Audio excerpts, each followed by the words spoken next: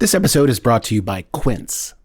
Now, if you live in a certain part of the United States right now, your nights may be starting to cool off. They are not here in Los Angeles, and they won't for some time. But if you're in that position, you may be thinking about making your bedroom a little more cozy, and switching to Quince bedding might be the best move you make this season. Quince's bedding delivers high-end materials at half the price of similar brands. By partnering directly with top factories using safe, ethical practices, they cut out the middlemen so you get the best without the markup. We're still using our Quince sheets right now, and it's really transformed my sleep quality. And the craftsmanship, I did not realize there could be craftsmanship in a sheet. But as it turns out, there is. There's a whole world of sheets out there I didn't understand, guys. Level up your bedding this fall with Quince. Go to quince.com/burger for free shipping on your order and 365-day returns. That's QUINCE.com/burger. Free shipping and 365-day returns. Quince.com/burger. This episode is brought to you by US Cellular. The average person spends 4 hours a day looking at a phone, scrolling and swiping and liking. But when we're with family and friends, we want to be present. US Cellular is a phone company that wants to help us use phones in healthier ways. That's why they created Us Mode. It's like a custom Do Not Disturb that helps you block out distractions and get back to connecting. Visit uscellular.com/built-for-us to get started. Previously on Midnight Burger, into the Muckleverse. I wanted a life of adventure. Madame Blake? All courage, mon ami! Put on that parachute. We're gonna have to ditch this plane. Buckshot Drake! What the hell are you doing in my bar? Morning, ladies. My name is Commandant Blunt of the Third Reich. Let's make some sauerkraut. Have to go into the jungle. Then what do we do? The time has come to surrender. Libuza, I need you to look for the mark of the visitor. It's here. Kazi, what the hell is the mark of the visitor? It's the sigil of our father. Libuza went on a little aventure with the Mucklewains, and together they discovered the secret plans of this guy. Kill them. So what's his plan? You know his plan? I'm afraid we do, yes. Right, but what is it? It's not good news. All of that sucks. It is not a bouquet of flowers, Leif. That much is certain. At least we know something now. There are still several unknowns. Goddamn, this guy absolutely fucked us. What is his plan, though? I am going to have several questions, and then I'm going to have a plan. When you hear this plan, you are going to say, I'm out of my mind. And then we're going to do it anyway. Wait, now Gloria has a plan? What's her plan? Guys, what's her plan? Guys? Well, I guess we'll just have to listen to the episode. Grab your torches, kids. We're going into the darkness. The Midnight Burger season finale has arrived. Let's start the shift.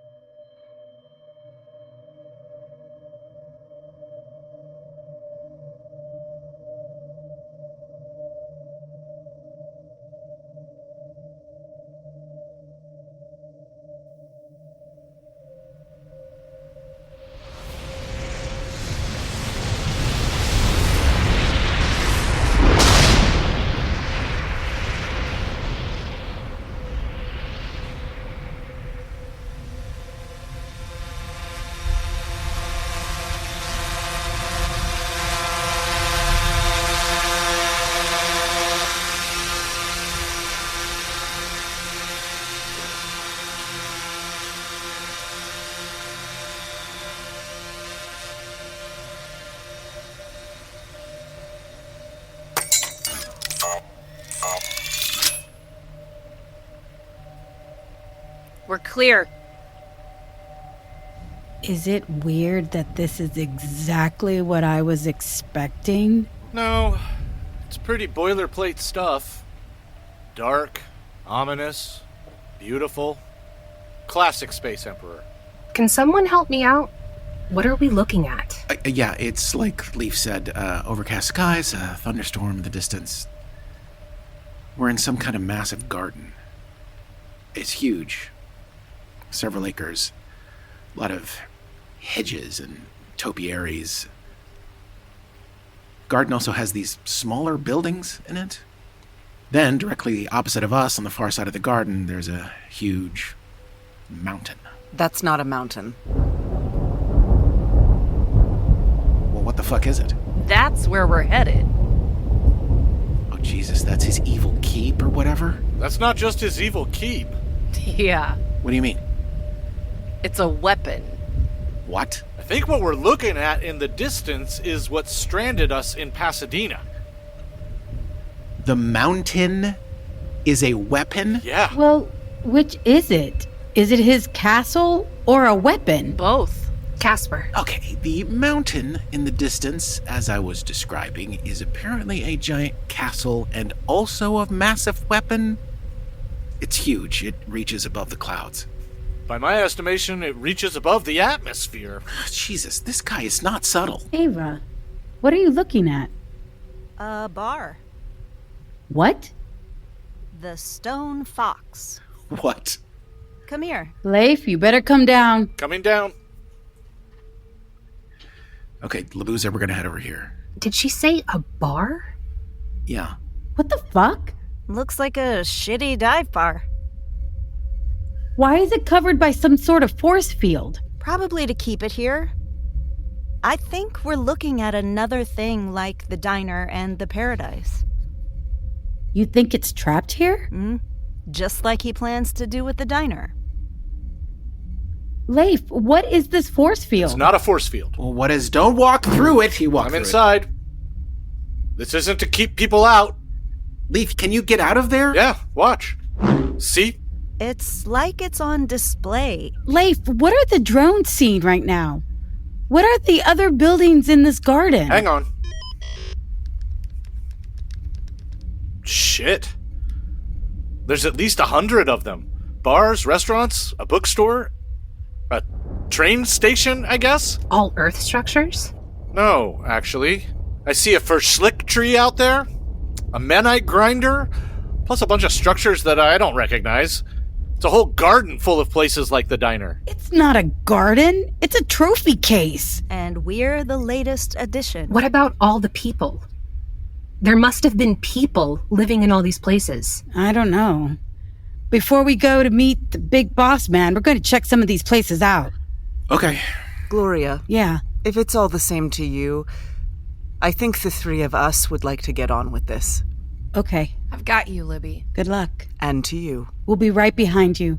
Hang on, guys. What's the word? It's a huge garden full of things like the diner. I guess the benefactor's been collecting them. We didn't see that coming. We did not. No, that's new information. We're going to check out these new places and then we're going to head in. I really hope this works. Well, Gloria, it's not as though we had all the choices in the world laid out before us. And I must say, this plan of yours has a level of...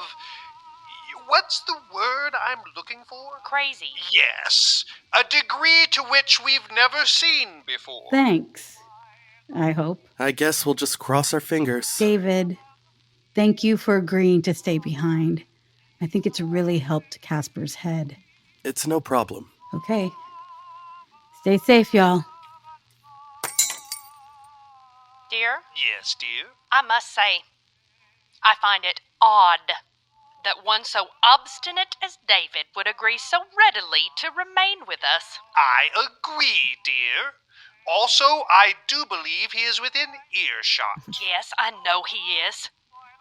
David, what have you got up your sleeve? Moi?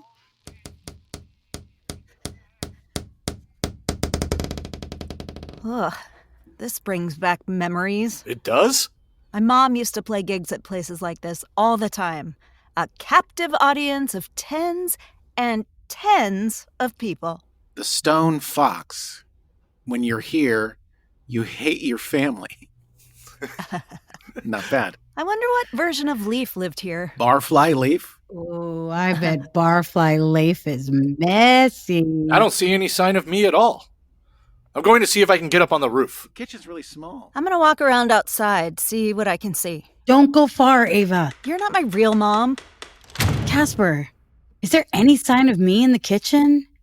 How did the spices look? Caspar. What's up? Caspar? There's a note on the grill. Read it. I need you to read it. Why? Because it's in my handwriting. Oh.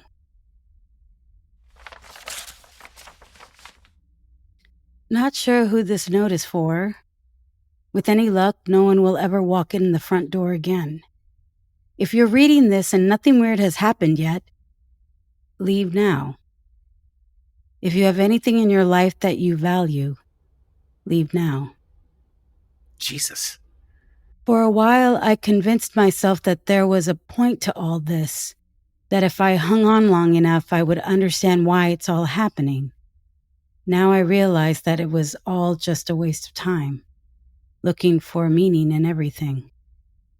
If it's too late for you like it was for me, I hope she finds you. What? She can do amazing things, things that seem impossible. She says she can get me where I need to go, and I've decided that I believe her. I'm sorry if you get this note too late, and if you do, hope she shows up. Her name is... Clementine. Signed, Caspar. I took Clementine's deal. She reunited this Caspar with David. Looks like it. So how did this place end up here? I don't know. Hey, nothing on the roof. I don't know who was living here, but it wasn't me. It was me. I left a note. Apparently I took Clementine's deal. No shit? Yeah. But how did this place end up here? Well, that's what I just said. Y'all? What is it, Ava? There's something you need to see.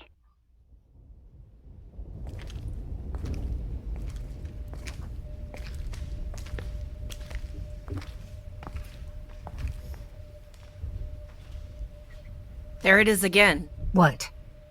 We're standing at the massive door to this fortress. The door has the mark of the visitor again. I can't believe this is happening. It's happening. Do we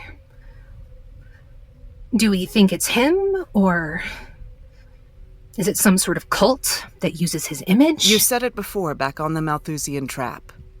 An entire galaxy of Earthlings, a network of stable wormholes, an army of followers with unmatched technology. It would take enormous power. Our father was powerful, but he wasn't that powerful. Was he not? I spent years masquerading as a historian who studied him. He had many names, but the visitor was the most apt.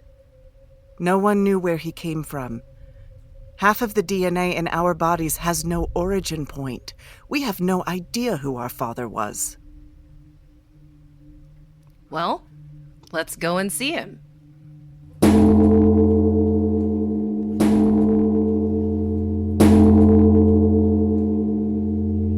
Let's get this shit over with.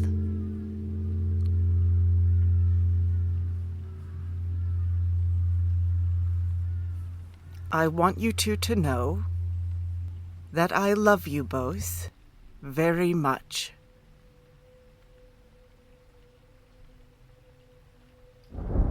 I was a solitary creature running an illegal body-forming lab in an asteroid belt. Libuza, you reached out and united the three of us. I'm very grateful for that.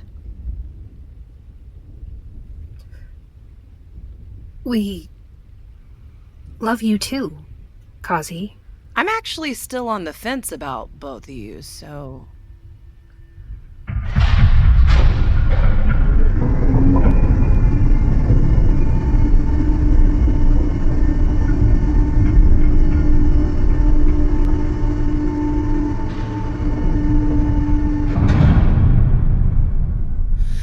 I hope there's food at this little shindig. I'm starving.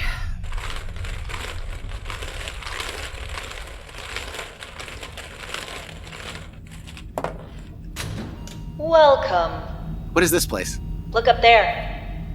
It's a bingo hall? Welcome to the Knights of Halifax Bingo Hall. A time-traveling, dimension-spanning bingo hall. B-I-N-G-O. You know, a time-traveling, dimension-spanning diner didn't sound stupid until just now. What did you need us to see, Ava? I need Leif to take a look at that wall over there. What? Oh. What is that? They look like shadows. What are they? They're shadows. They're burn shadows. What's a burn shadow? When a target is hit by a very sudden thermal attack, it can leave their shadow burned into the wall. You see it in Hiroshima and Nagasaki. You see it at Vesuvius. Each shadow has a pile of ashes in front of it.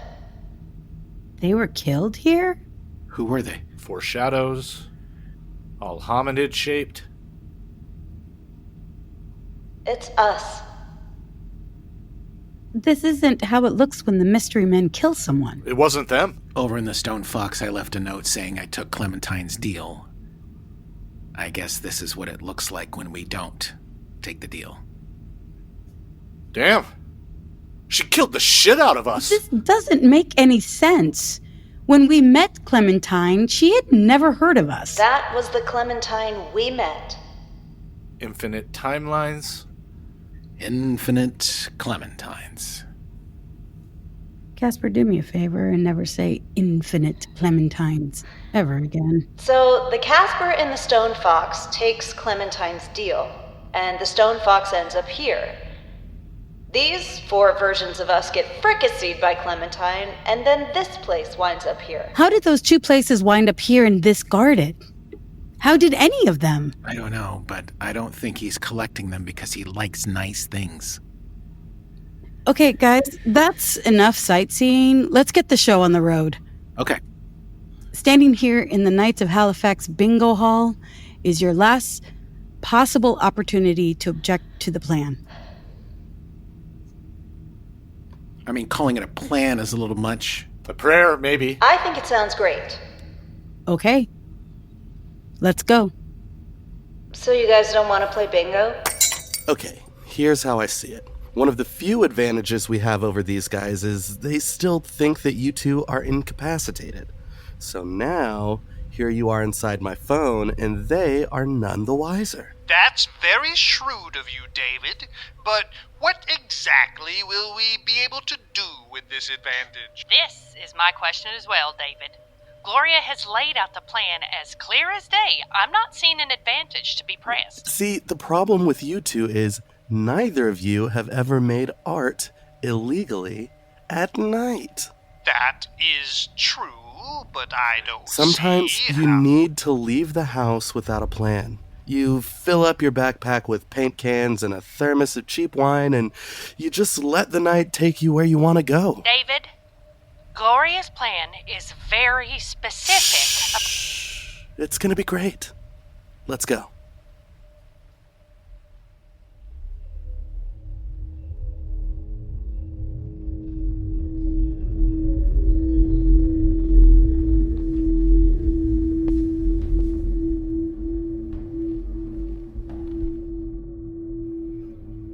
Is this place as enormous as it sounds? Yes, Libuza, it's massive. What's in the middle of the room?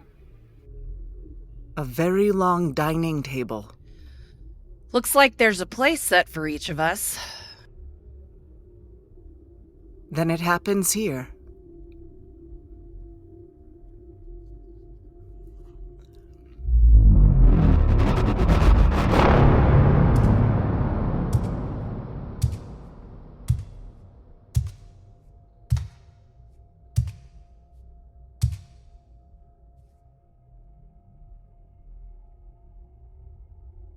My beautiful girls.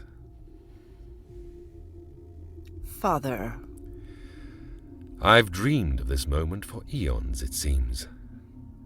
I left so many of my children behind in Andromeda. Such a shame to watch so many of them succumb to the vicissitudes of linear existence. I told myself again and again that the truly great ones will seek me out one day, so that we may be reunited. I nearly lost faith. But now, here we are. You three are the most exceptional of all my lineage, for you stand here in my dining hall, and we are reunited at last. Yeah, hold that thought, Dad. Teta, it's pointless. Yeah, 1 sec. May we move on? Not quite yet.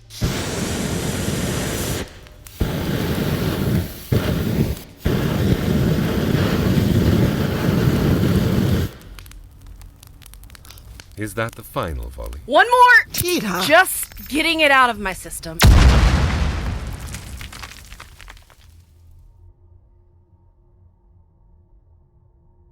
Would anyone care for a drink? All my cards are played. How's the beer in this place? Right away, darling. If I've analyzed your dynamic correctly, Libuza will listen intently, Kazi, you will question unflinchingly, and Teta will wait for an opportunity to kill something. That's about right. Very well. Kazi, shall we begin? The reports of your death are greatly exaggerated. Yes. I imagine by this late hour that you deduced certain things regarding my origin. I am not, as previously thought, an enigmatic conqueror. Or at least, that is not all I am. What I am is far more complex, but also much simpler. There was a time before time. A time before space. Before gravity. Before all of it. And it was in this time that I was, for lack of a better word, born. Then, suddenly, all things moved from a realm of pure existence to, well, all of this you see around you. I stood and watched as the universe took shape. I bore witness as particles gained mass and exploded.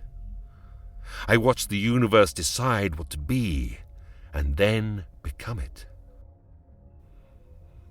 All of it was quite a surprise. At first it was all heat and chaos, then a haze of gases, and then, one by one, the stars emerged. Pinpricks in the curtain of night, all of it suddenly looking back at me. Then came a great dance as gravity began its processional. The stars moved towards each other, coalesced into galaxies.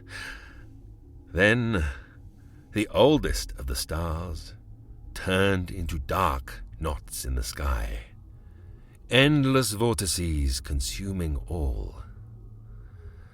A stunning mural, all of it. Can we skip to the part where you began torturing an entire galaxy of manufactured Earthlings?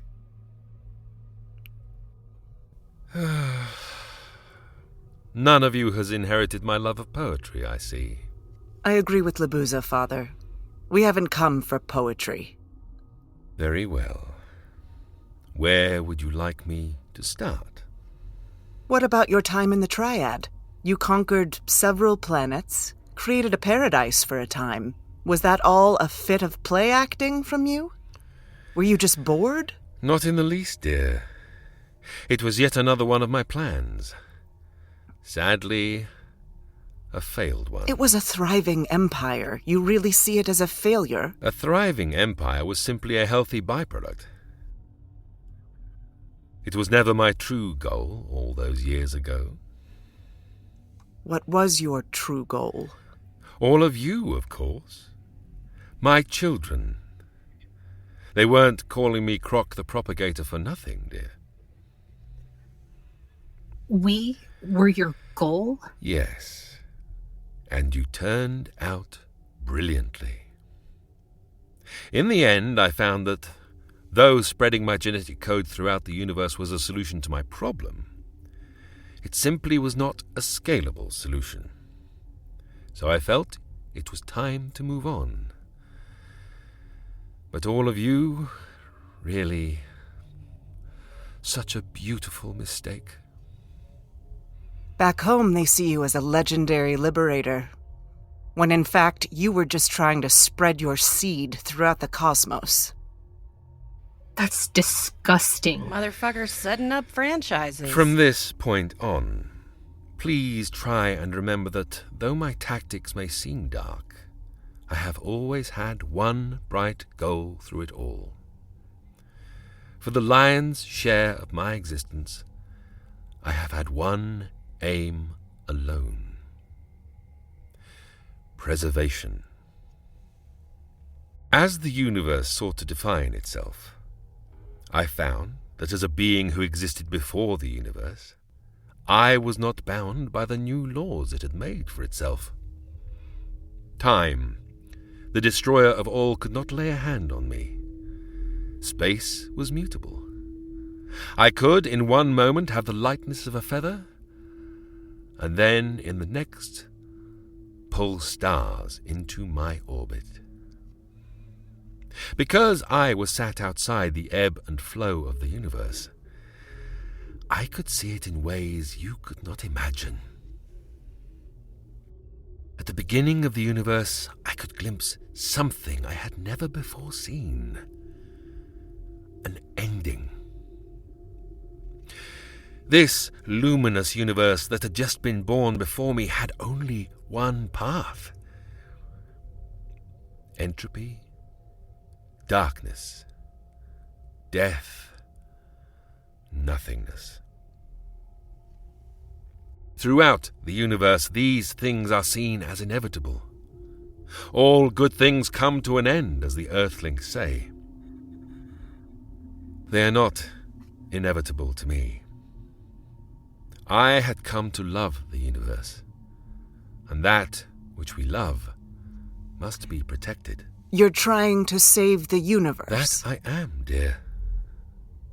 But that is no small task, even for one such as myself. And that was compounded even further by my next discovery. That there is not one universe, but many. I then learned to travel through this great multiverse. Surely, out there somewhere, there was a universe that had learned how to circumvent its own ending. But alas, no. Despite the infinite nature of existence, it all travels towards an end. It left me with no choice but to seek out a new way for any universe to exist. A universe of balance, of calm. A universe that is not so enamored with its own ending. I swore to use every ounce of my power to make it so. But I would need allies. Who would aid me in this fight? And then, just as the stars came to life in the universe's beginning, there was a new light coming into being. Bright spots in the darkness again. Minds. Sentient minds like my own began to emerge in the universe. Primitive, to be sure, but, like myself, They could see the universe as I did. They could perceive its beginning and its end, contemplate it, dread it. I would make them my allies, and together we would make the world. You really see all those enslaved people as your partners? I had already attempted partnership, dear. All those years ago in your galaxy, I was Krok the Propagator, conqueror for the downtrodden. With might and with wisdom, I would create a paradise in which we all could live. That's exactly what you did. And what happened? Where is that paradise now?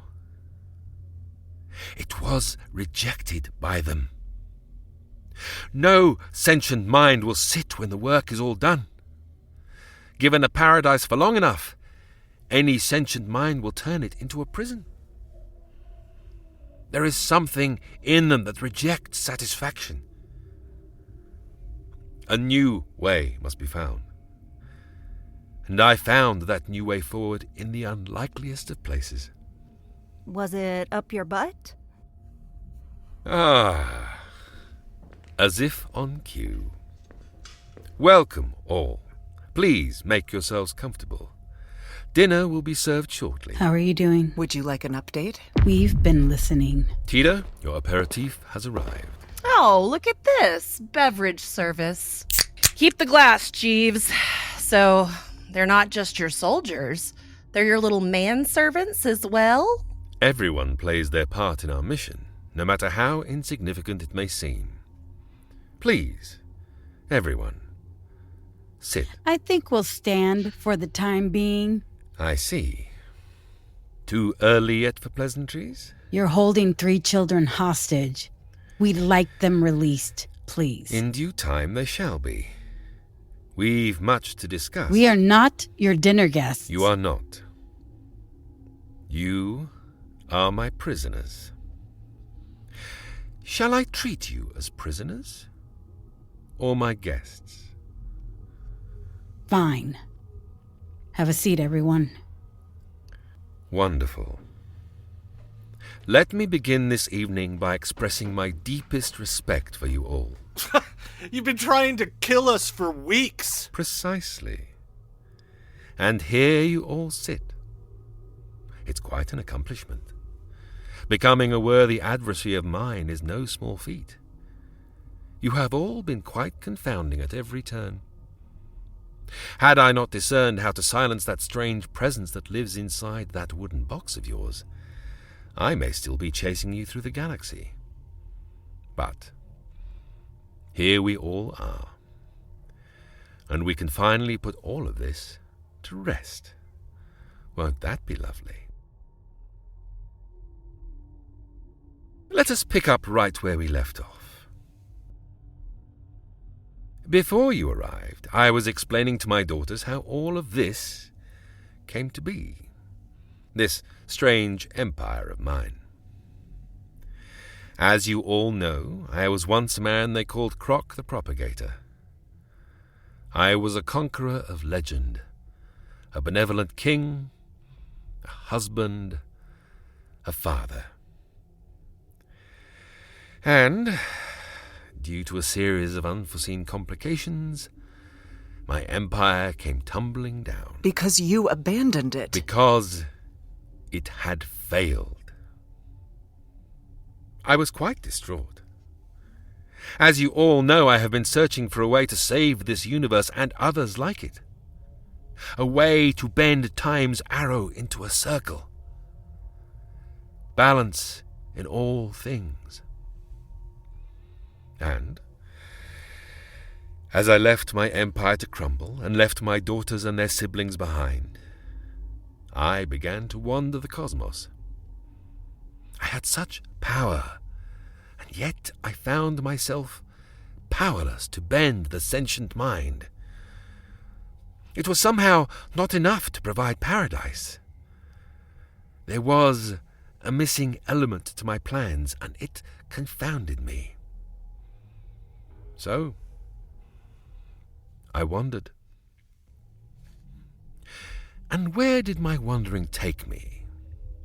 Would anyone like a guess? Earth. Correct, Doctor. There. I found myself on Earth. Just a shrub of a planet, really. Not much to it. The dominant species was short-lived and quite barbaric. No real accomplishments to speak of. But one day, I found myself in a ruined city. One of your little wars had broken out and an ancient city had been obliterated. Citizens were gathering up what was left of their lives and running for the borders before another volley of fire came down from the sky. In those abandoned streets, I began to hear a voice. I followed the sound to one of those ruined buildings and I stepped inside. It was a theatre. 3 people sat in the seats. One man stood on stage, a text in his hand. He read to the others, telling them a story. Death could have come at any moment, but rather than run, there they all sat. I was astounded by it. They should be running for their lives, but instead they took refuge in a story that they shared together. I'd never seen anything quite like it. Their reality was grim, their lives in danger. The best they could do was flee the city with all the others. But there they sat. They would abandon their reality for a story they could share together. You see, every race has its crowning achievement. On Teta's planet, they are all warriors, the most fearsome you'd ever face. On Libuza's planet, they learn to listen to the cosmos itself. Kazi's race has learned the art of wondrous and terrifying transformation. And for the Earthlings, the stories you tell. An Earthling will abandon all facts, all figures, all safety for the sake of a well-wrought story.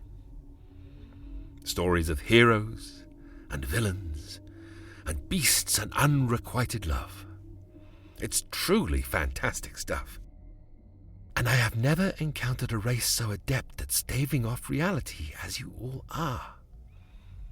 The terrible men you deify, the ugliness you beatify, the murders you transform into poetry. It's astounding. And it is with this aspect I thought to myself that I shall finally save the universe. Just chiming in here as the resident idiot, but I have no idea what the fuck you're talking about. Oh, but you absolutely do, Caspar. Oh, I do, huh? Of course. Look at the story you tell yourself. Over a century ago, you were, due to no fault of your own, abducted by a mysterious construct from beyond space and time. And over the ensuing decades, said to yourself that if you hold on long enough, this random and unfortunate happening will somehow reunite you with the son that you had lost. It did reunite me with the son I had lost. Caspar, that boy is not your son. You met him for the first time just a few short months ago. But what is the story you've been telling yourself? Don't feel alone in your delusion. Look to your dear leader. Gloria had her life meticulously stripped away from her one layer at a time. Her parents, gone. Her lovely little restaurant, gone. But she shall climb aboard a mysterious vessel and begin to tell herself a story of freedom fighters and justice. What of the pirate? Leif will insist that he hates his homeworld and prattle on about how they've disappointed him one too many times. That's true. Is it? Let's see what we can pluck out of the ether, shall we? I know Earth is a backwater caveman convention, but as it turns out, I was one of the smartest guys living there. So smart that I invented something that would change everything. At the bottom of an abandoned gold mine, I performed a miracle. I pulled energy out of nothing. Like a magic trick.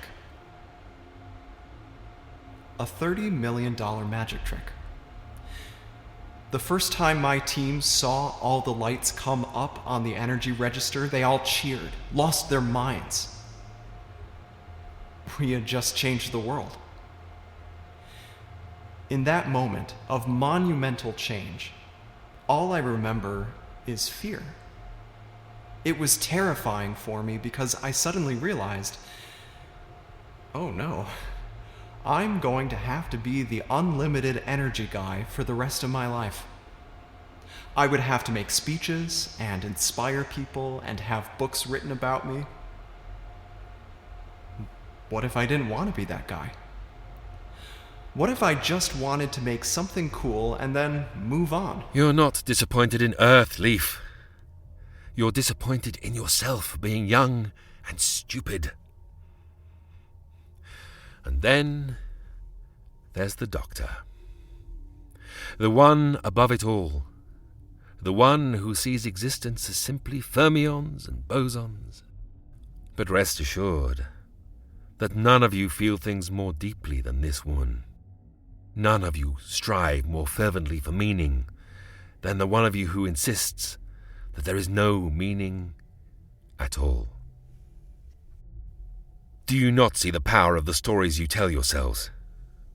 Do you not see how thoroughly you rebuke the reality that presses down upon you? Do you not see how powerful it is? It is perhaps the most powerful force in any universe. I shall do great things with the earthlings that I have made. Together, we shall rebuke the reality we have been given and make the universe anew. Now who's telling themselves a story? Yes, perhaps I am. But I believe in the power of my story. Do you? Drinks before dinner, then?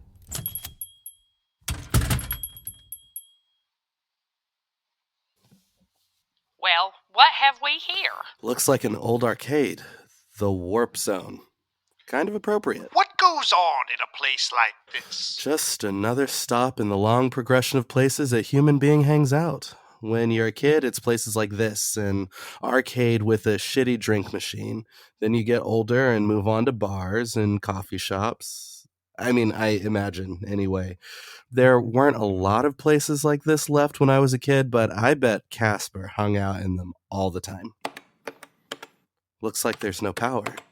So you can't tell, but each one of these big things would light up and there would be a different game you could play.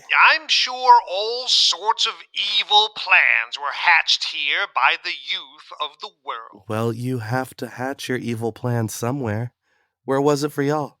We had no evil plans to hatch when we were young, David. We were very well-behaved children. Uh-huh. But where was it? Come on. School lets out and everybody goes somewhere out of the prying eyes of adults. Well, I suppose that was Dan Gentry's old cabin. Yes. Well, I suppose that's true. Dan Gentry had his land bought by the state so they could build a state road through it, took the money he made, and scooted off to New Orleans, never heard from again. His cabin was in disrepair and fell in a storm, but the fireplace still stood in two of the walls. We'd end up there from time to time. The young boys had a tendency to settle their grievances there, hopefully with a rock-skipping contest and not with fisticuffs. Dear, you hid your slingshot there. Why, yes, that is true. I had a slingshot that my mother did not approve of, so I kept it there amongst the rubble. All these buildings, they're all public places. How do you mean, David? A diner, a movie theater, an arcade. It's never just somebody's house or something. It's always a place people go to. Yes, that's true, isn't it? I do find that to be deliberate. Why? One can go their whole life without knowing their neighbor. If, in the morning, one turns one way and the neighbor turns the other, they may as well be 100 miles apart. Something special about a crossroads. Something sacred about those places where lives intersect. Much harder to make a man your enemy when you share the same space. How come we haven't seen any churches? That is a bit odd, isn't it? Then again, for a diner you need a kitchen. You can make a church out of any old thing. Many a fine sermon cometh from the corner of one's kitchen table, David. Ooh, one of the games is still working. Come again. The arcade games are all off except for that one. Let's have a look at it. Prize Cube. It's a claw game. What's that mean? Okay. See that claw? You put a quarter in and you move the claw over one of the prizes down there and you try to grab it. Sounds enjoyable. What do we think keeps the lights on for this one? I don't know. Well, does anyone have a quarter? I don't. We've got a piggy bank up on the shelf, but there's scarce ways of us getting it to you. Forgive me my sins, but I don't need a quarter. Do tell. Sometimes things like this, they don't need a quarter. They just need to think you gave them a quarter. How do you intend to deceive this machine, David? By kicking it. Very hard. I appreciate the directness. Give it a whooping. Here we go. Beautiful. I can now move the claw. David, if you wouldn't mind, I've got my eye on that pink sheep right over in the corner. Pink sheep. Let's do it. Here we go. Okay. I am now perfectly positioned over the sheep. Pressing the button.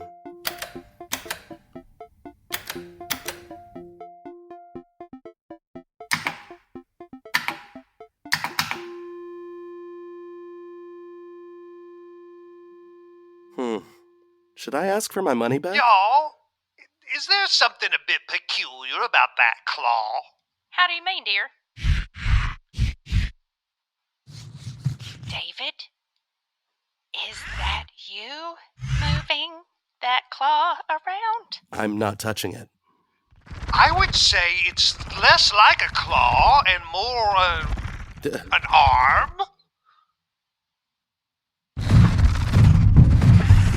David, step back. What the hell is it?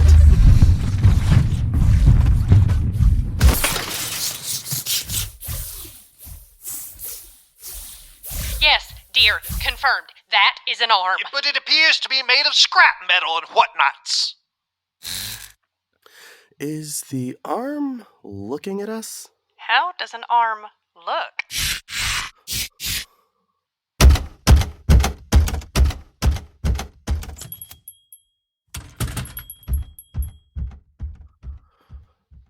Are we supposed to follow the arm? I suppose. Perhaps it would be rude not to? Let's go. Okay, that way. Mind how you move, David. We're not welcome in this place. I imagine that arm isn't either, and it's making quite a spectacle of itself. Which way did it go? It is a squirrely little thing, ain't it? There it is. Dear, have we not seen an appendage such as this before? Have we?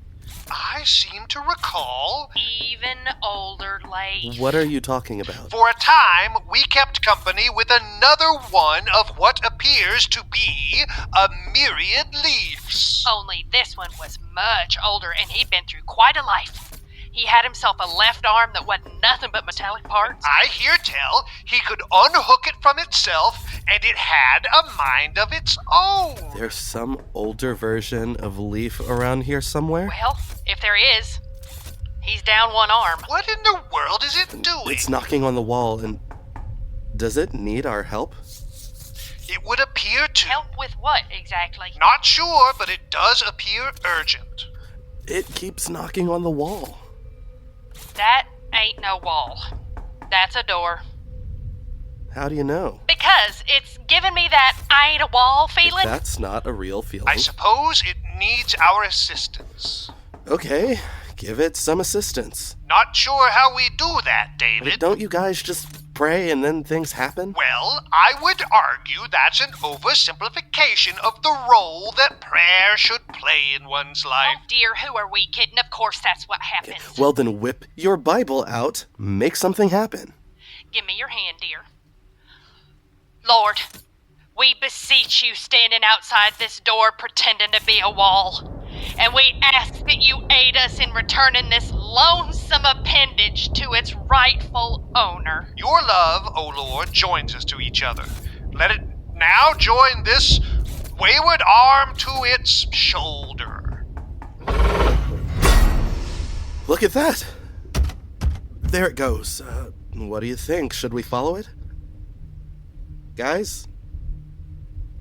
Mucklewains? Shit. Where did you go? Great. I guess I'm following the arm. Dinner is served. In honor of your presence, I've made chicken.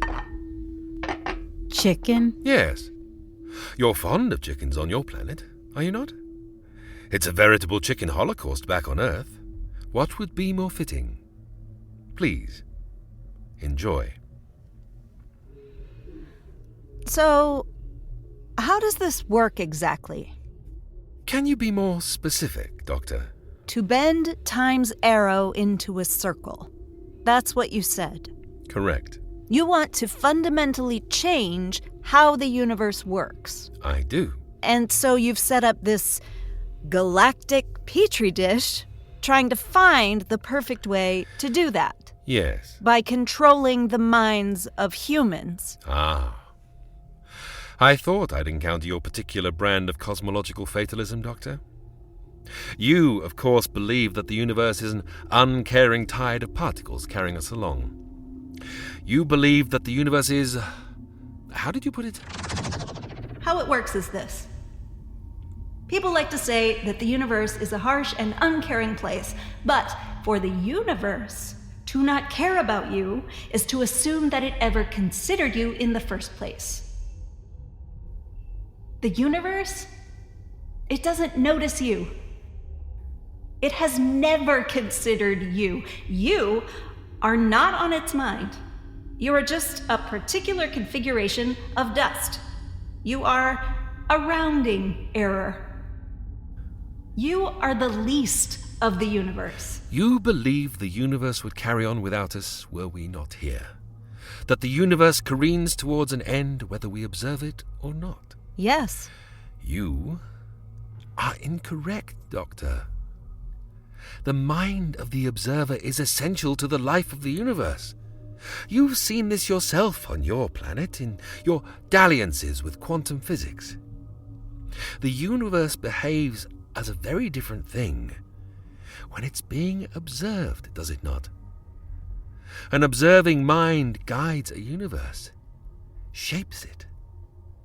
If one controls the observing mind, they control the universe. You cannot control the universe just by thinking about it. Not alone, no. Not even I can do that. But a galaxy of minds thinking in unison. That is something else entirely. 2 galaxies? 3? 1,000,000? Then things begin to change. Then you begin to shape it to your will. Even if that were true, it's an impossible task. For one so short-lived as yourself, of course it is. But I have billions of years to enact my plan.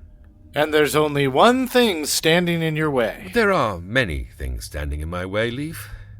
You just saw them on display in my garden. Curious little constructs flying through the multiverse like antibodies, all in ridiculous forms. Diners, bars, cafes, adorable little bookshops. They are ridiculous, and they confounded my work. They needed to be stopped. But I was a very busy man. I had not the patience to seek them out myself. So I made a weapon. Your weapon didn't work. We escaped Pasadena. Not that weapon, Leif. The first weapon. I'm sure we all remember this song of the summer. Time is the substance I am made of. Time is a river that sweeps me along, but I am... It is a tiger which destroys me, but I am the tiger. It is a fire which consumes me, but I am the fire. Clementine was incredibly efficient. She felt inexorably drawn to constructs such as yours, and when she found them, she offered a simple choice to those within. She would give you your heart's desire, or she would give you oblivion. And in universe after universe it worked. These constructs were abandoned one way or the other, and when they were abandoned, that's when I could remove them from the board. The diner doesn't work when nobody's inside it. Correct.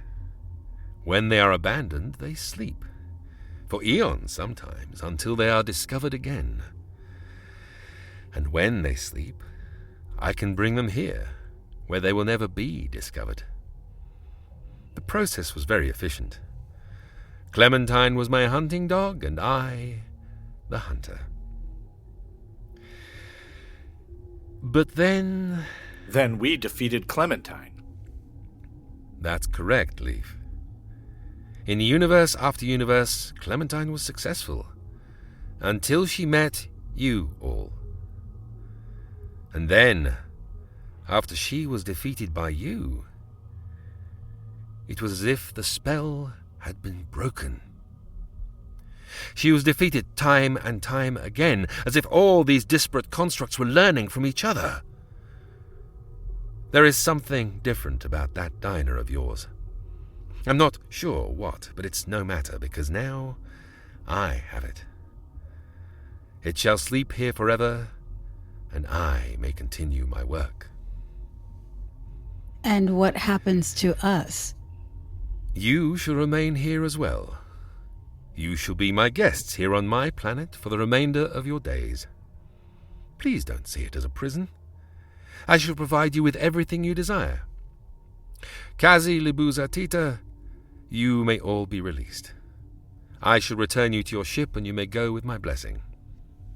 Why not just let us go with them? An abundance of caution? The good doctor does excel at finding these constructs in the wilds of the universe. I can't have you released only to trouble me again. My daughters may leave because I love them, and also because I find the work they do to be irrelevant. The second course has arrived. Another homage to her earthling friends. Hot pockets. Jesus Christ. I can't believe you finally caught it. I thought it'd be bigger, or more frightening. It doesn't look like much at all. You there. What's your current assignment? Yes. Hello there. Just looking for a mop. I was told to clean the floors. A mop? Why not have one of the droids do it? Yes. Well, you see, there is a certain value in doing a thing with one's own two hands, or so I'm told. Can't take pride in your work if something's doing it for you. Did we even have a mop? I've never seen one. Check down in article confinement. We may have taken one from one of the constructs. Yes, will do. Thank you for your assistance. Weird. Must be a new processing regimen. Dear? Are you there, dear? I seem to have stumbled backwards into the raiments worn by our captors. Dear? Oh my. Good afternoon to you. Just on a hunt for a mop. Perhaps you've seen one? Zebulon. What in the world are you doing in there? I should ask you the same. We opened the door. Next thing I know, I'm in one of these get-ups. The same for me. Have you seen David? No, dear, I've been wandering up and down the halls. A mop, Zebulon? Yes, I engaged them in a bit of deception, telling them I needed a mop. I believe it is working. Zebulon, any minute one of them is going to notice that there ain't no one inside these garments but our disembodied voices. Yes, dear, it's an imperiled position to be in, no doubt. Though the Lord has never put us in a place we didn't need to be. Zebulon, I am increasingly frustrated by the vagaries of our Lord and Savior. A bit of directness would be appreciated. Indeed. A burning bush, perhaps. Spoke to Moses right out of dark clouds. But we are, of course, grateful for his movements. Yes, of course. Gratitude. Ugh. What are we to do now? Well, I say, first thing is, we find ourselves a mop. Shh. Hold up. Do you hear that, dear? I'm afraid not, dear. Come on this way. I'm getting a strange feeling. Lead the way. What are we doing here, robot arm? Make a move. I'm in a hostile environment.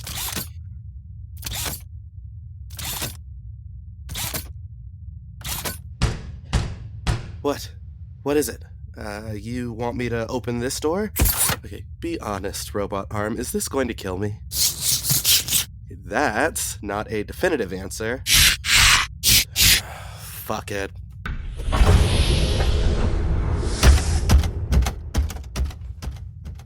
Hello? Am I supposed to follow you?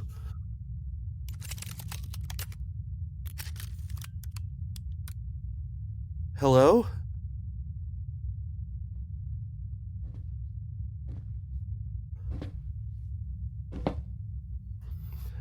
Thanks for the hand, David. Holy shit. This episode is brought to you by US Cellular. The average person spends 4 hours a day looking at a phone, scrolling and swiping and liking. But when we're with family and friends, we want to be present. US Cellular is a phone company that wants to help us use phones in healthier ways. That's why they created Us Mode. It's like a custom Do Not Disturb that helps you block out distractions and get back to connecting. Visit uscellular.com/builtforus to get started. This episode is brought to you by BetterHelp. When life gets complicated, who do you turn to? Your group chat? Random internet strangers? While venting can help, there's a real difference between that and talking with a licensed, clinically trained therapist who can guide you through life's challenges. BetterHelp has been helping people find their perfect therapist match for over 10 years. Their simple questionnaire connects you with one of over 30,000 licensed therapists, and if it's not the right fit, you can switch anytime at no extra cost. Find the one with BetterHelp. Our listeners get 10% off their first month at betterhelp.com/burger. That's betterhelp.com/burger.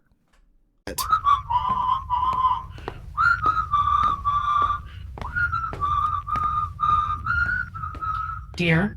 Yes, dear. Your whistling is not making us appear as nonchalant as you may think. Is it not? No, dear. Nothing to fear from a man who's whistling, I say. Hush up. Why the hushing, dear? Couple of ne'er-do-wells round the corner. They look like they're guarding something. What shall we do about it? I'm gonna loiter my way up to them and act like I own the place. Very well. Follow my lead, husband. How do, gents? We're here to relieve you of your duties. Already? We just got started. Ain't that the way? Bit of a change in the old duty roster. Looks like you made out well. Your shift just got a mite bit shorter. Small blessing, I say. Okay. Hell, I'm not gonna argue. Let's go, Josie. Sounds good to me. Anything we need to know? Need to know? You stand here and get bored until someone comes to relieve you. You know, like it always is. Very good, then. Nice to be blessed with work. Sure. For the balance. Yes, indeed, y'all. All sorts of love for that balance.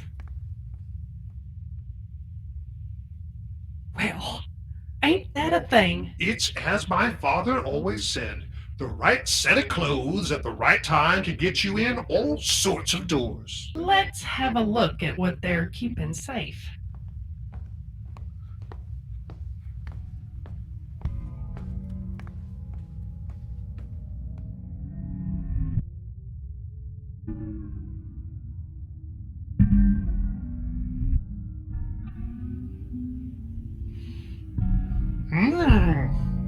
Spheres. Looks like a crystal ball farm in here. Not sure what all these luminous globes could be about, dear, but they were under guard. All right now, Lord. You brought me here, and time is of the essence. You want to give me some sort of a sign? Shit, I don't even know why I even ask anymore. I'm taking the globe, Lord. Let's find David Zebulon. Am I to take one as well, dear? No. All right, then.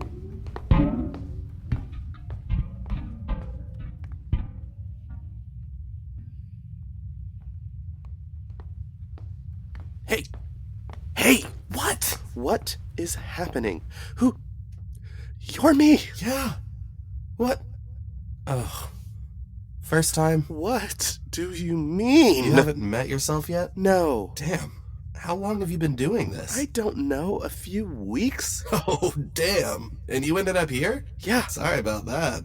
I gotta have a lot more fun before I hit the dark shit. How did you get here? Okay, we can do the catching up to speed thing while we're escaping. Fine. We had a good group for a while. Dane and Deb were a married couple who ran the place. Vincent was an appliance repair guy. He kept all the video games running. Then there was Jean-Luc Gabot. He was crazy. He was this Quebecois separatist, really good at blowing shit up. Came in handy sometimes, but that was his solution to everything, you know. Fuck them. I make bomb. What happened to them? Clementine. We were on the trail of this... I still don't know how to describe her. She could do anything, and she really hated that we kept tracking her down. Eventually, she made us all a deal. She could give us whatever we wanted as long as we left. Dane and Deb were ready to pack it in. They got an alpaca farm. Vincent wanted to go back to something called the Taiwan Miracle, and Jean-Luc finally got to see his dream of a free and independent Quebec. Why didn't you take a deal? You're me. Would you? No. Besides, Dad had already told me all about her. I knew what she was about. I mean, her story was different from the story Dad told me, but it was the same vibe. It was down to just me, and we just talked and talked and talked, and eventually she gave up on me. Then these guys showed up again. Again? You've been here before? Part of the gig. Nothing ever repeats, but it does look pretty damn familiar. I'm so confused. I know. Okay, if you got on board the diner, how did you end up in an arcade? David?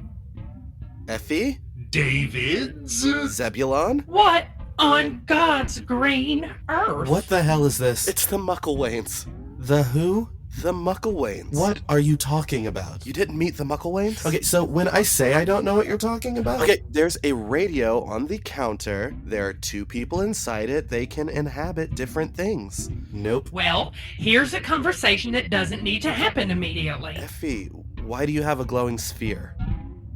We're not clear on that one, David. Okay, whatever. Explain later. Let's go.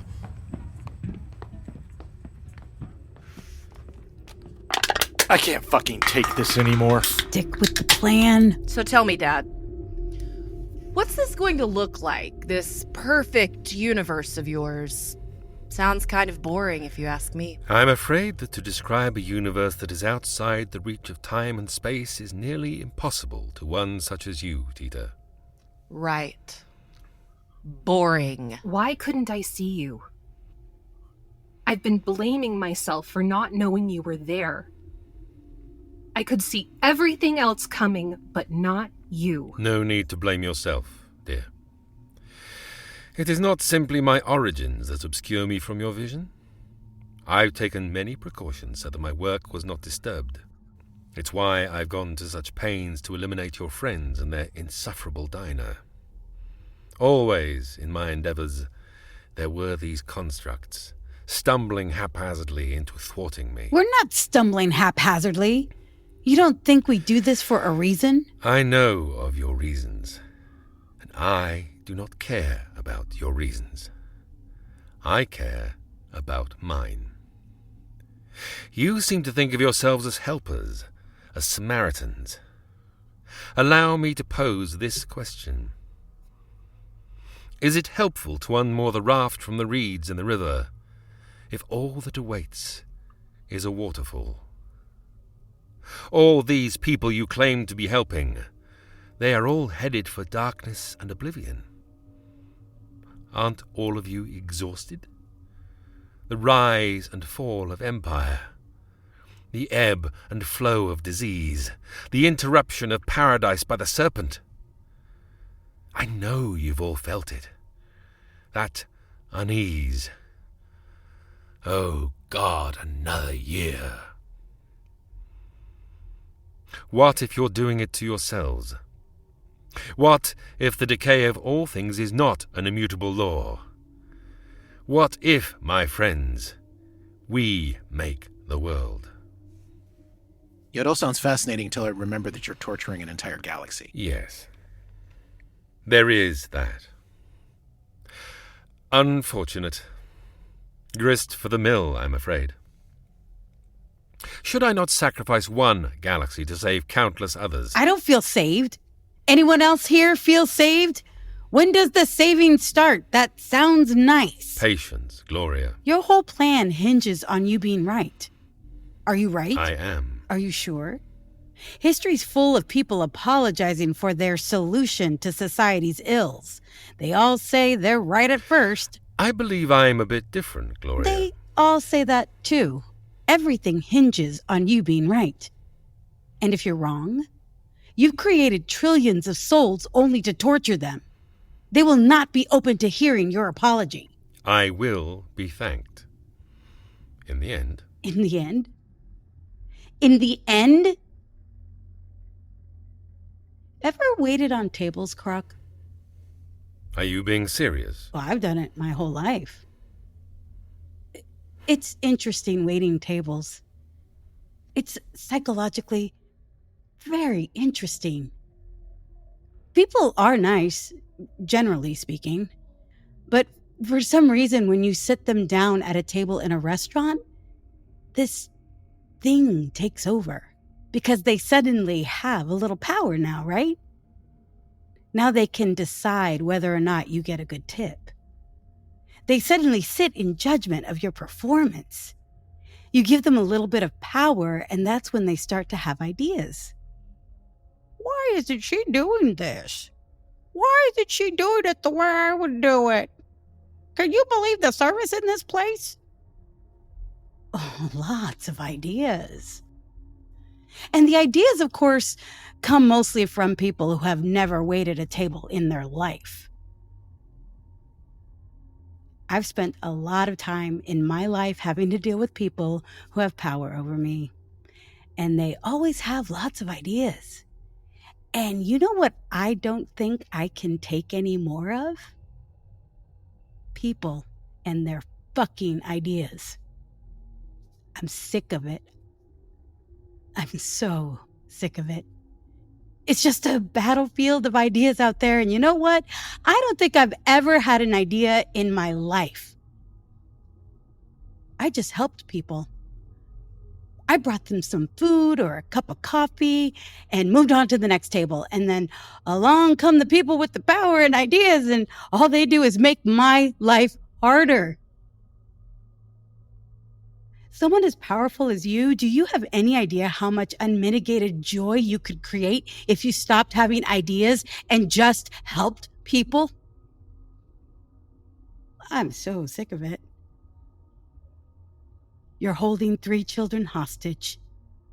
Release the children and let's get on with this.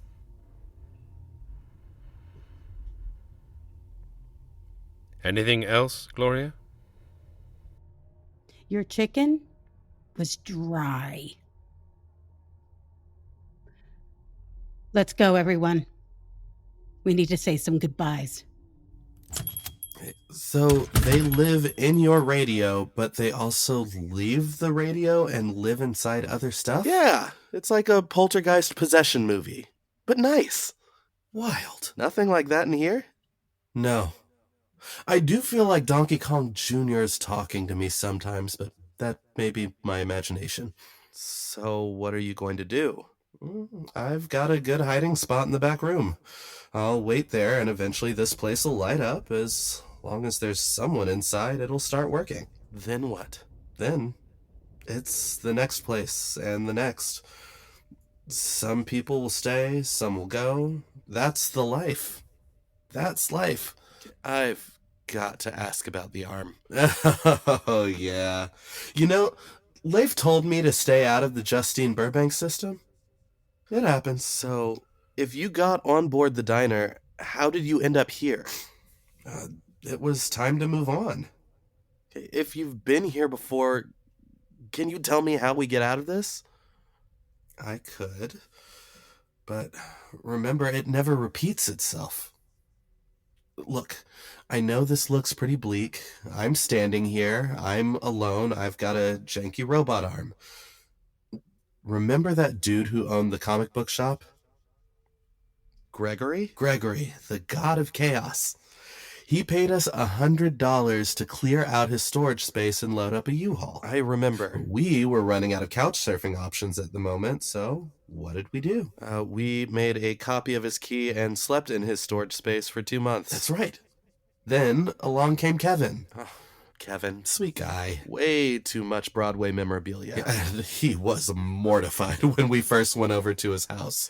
Because he slept on a mattress on the floor. No box spring. But we didn't care. Because we had been sleeping in a storage space for 2 months.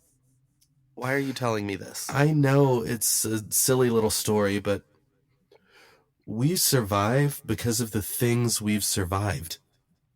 You want to know how you get out of this? I'm sorry, David. You don't. But you'll survive. Every bullet makes you more bulletproof. Let's get a move on, David. I don't know when this thing's going to take off. I'd hate to scoop you up on accident. All right.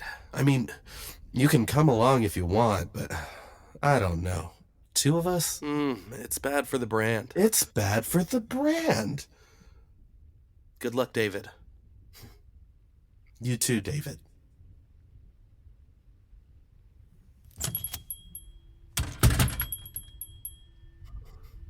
Y'all? David, over here. Behind the topiary, David. Is it weird that I like the funny voices on you two? David, you can take that humor and put it in your back pocket for the time being. Thank you very much. David, we believe it's time to extricate ourselves from these odd garments. Okay. Take the sphere. Get out your phone. Holding sphere, phone out. Get in there, husband. On my way! Well, that ain't much better, but at least we're a bit more clandestine. What of the other David?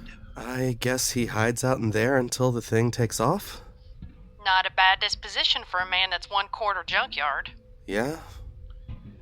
David, I imagine that was mighty unnerving to see your mirror image.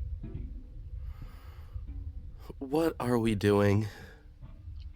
I don't think any of us really know, David. I'm standing here with a glowing ball. Could have gone much worse, David. This is probably a piece of sporting equipment. They probably throw this through a hoop or something. David, I'm thinking maybe you had some high hopes for this unplanned little venture of ours. Maybe I did. We admire your fortitude in the face of all this, David. I can't believe this is their plan. I know, David. It's not even a plan, it's just... I don't even know what to call it. David, they are, like so many people out there in that ocean of existence, just trying to wring a drop of the possible from the impossible. Such an act can lead one to some very odd places, such as the place we find ourselves now. I know you were just trying to turn it all around, David. We admire your hopefulness. I feel like we were just getting started. I know, David. The sister ship is coming in for a landing. I guess this is it.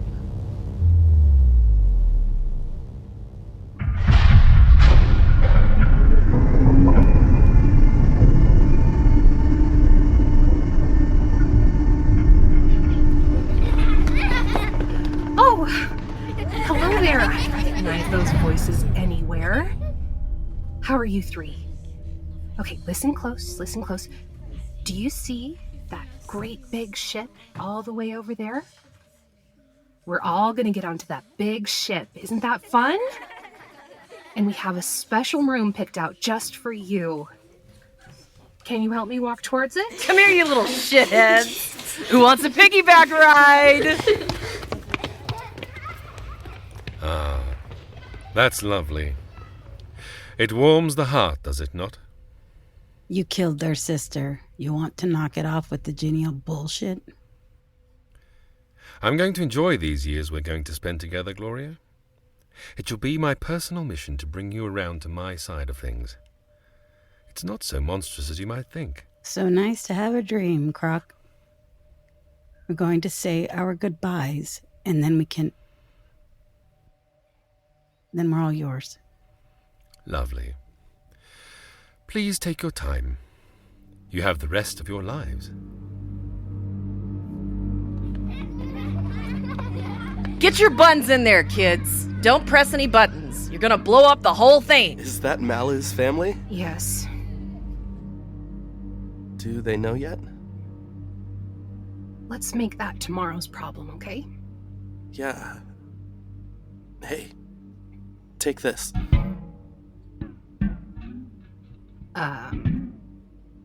What is this, David? It's a sphere, Libuza. Yes, I can feel that.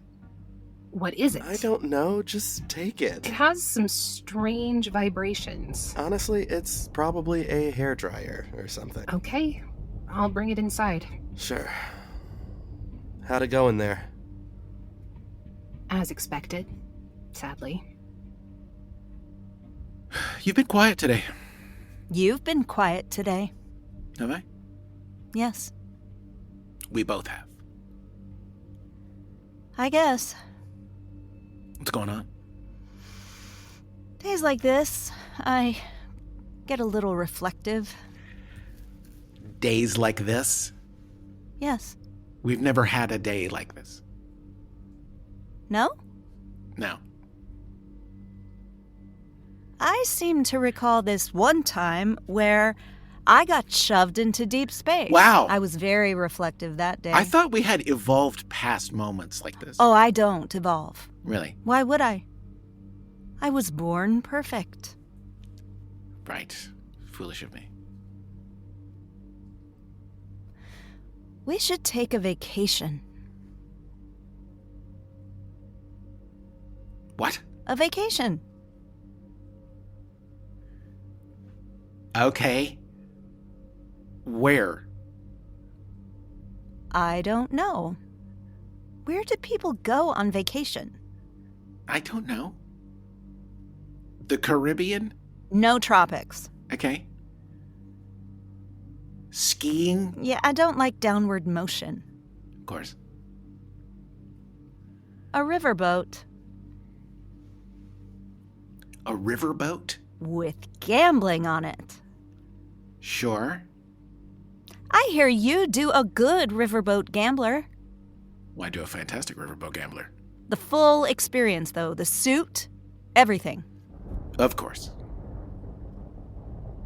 You think you can really go that long without doing math? I'll be counting cards. Right. So, don't die.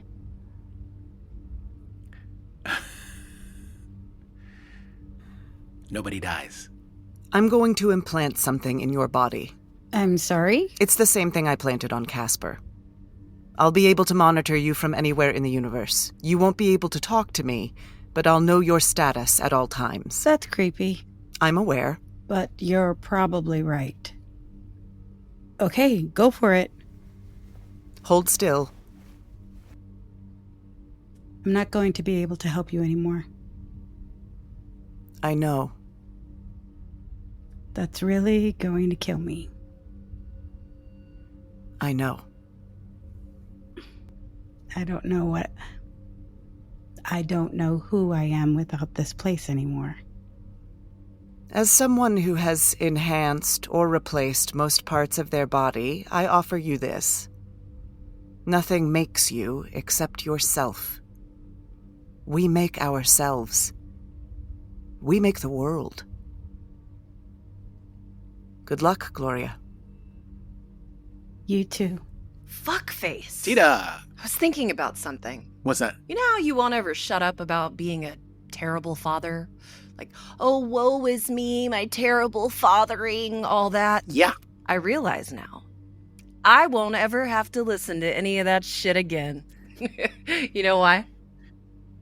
Because you have the worst dad ever. Because I have the worst dad ever. Like, literally the worst dad in the universe. It's true. Not a lot of people can say that. Congratulations. In fact, I never have to listen to anybody complain about their dad ever again. Isn't that great? Turns out, this is actually a great day. Isn't it? You'll look out for him, right? Of course I will. And I promise I'll only teach him 20 ways to kill someone. Uh-huh. How many are there? I'm always discovering new ones. All right. Thank you, Teta. Shut up, stupid. Hey. Hey. Okay. They've got you set up in the ship. Nice little room, apparently. I heard. Listen, I know the sisters are all like super powerful geniuses, but they're just as full of shit as anybody else, okay? I know. You went on a little adventure today? I was trying to save the day. Well, that's admirable. This can't be how it goes. David, sometimes you just fucking lose. It doesn't matter how good you are, or how right you are, or how strong you are. Sometimes the tide just rises up and fucking clobbers you. You can get mad about it if you want, but you'll never end up getting mad at the right person or thing. The only thing you can do when shit like this happens is just reach out. Try and grab onto something that's still there. And if there's nothing there, you reach further and further until you find it. Because amidst the waves of defeat and injustice, you'll always find something out there that will outlast it all. I'll try and do that if you do. Are you coming back? I'm coming back. I was always coming back. I was too. Mucklewains, they're not going to know you're not in the radio. That's well heard, Caspar. There's all sorts of places out there we can make our home. Take care of him, okay? We shall, my friend. Take care of them. I will. Come on, come say goodbye. Okay. David, you've got the fabricator and the exciter, right? Yes. Here, take these pencils. Hello Kitty pencils? Yes, because apparently it would kill your father to find a Blackwing or two. They're fun. David, take this bag. It's dried chilies. Apparently there are no aliens out there that know how to do spicy. Thanks. Take this. This is a picture of me and you and your mom. It's been in my wallet for literally 100 years, so could use a change of scenery. Okay. I feel strangely calm right now, and I don't know why. Feels like I almost lost this place about 100 times in the past year. But then suddenly I stopped being afraid of it. I stopped being afraid of losing something I cared about, and it was replaced with, I don't know, this weird certainty. Like nothing could take it away from me. I don't know what to call that feeling. Well, that's faith, Gloria. Always has been. Now, I say that to you, and you think I'm talking about God, but it's apart from that. I've thought much about faith throughout my life, as I'm sure you can imagine. I've seen it everywhere, outside of the realm of the church, in everyday life. I've seen people have devout faith in all sorts of things. Look at Leif there. A faith in there always being a way. A faith in solutions. There's Caspar. A faith in tomorrow. Ever forward. That way. Then there's Ava, who thinks we don't notice that at the beginning of each of her notebooks, she writes a little something. Et quid amabo nisi quad enigma est. And what shall I love if not the enigma? A faith in the unknown. And then there's you, Gloria. An unerring faith in all of us. It's just a letting go is all. A peace within you. A trust that wraps itself around you. You need not know what it is. Not sure if even I do. Everybody remember those feelings, okay? That's how we get back. David. We love you very much. It's time to go. I'm not saying goodbye.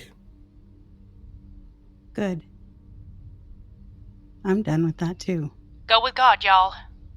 We'll be out there, somewhere, looking for you. We'll be taking our leave now, Father. You're welcome to stay, Kazi. I have much work to do, and it would fill me with joy to do it with my family by my side. Let's let that be the last time you refer to us as your family. You just called me father. I call you father as a reminder. Very well. If you'll not stay, then I suggest you climb into your ship and fly very, very far away from here. This courtesy I extend to you will not be extended again. We'll be leaving, Father. But I need you to hear this. I will be coming back. And when I do, I'm coming back for everything. I cannot be killed, Kazi. So long as my dream lives, I live. Anything can be killed. So, I'm to see you next on the battlefield, is that it? No. You won't see me coming.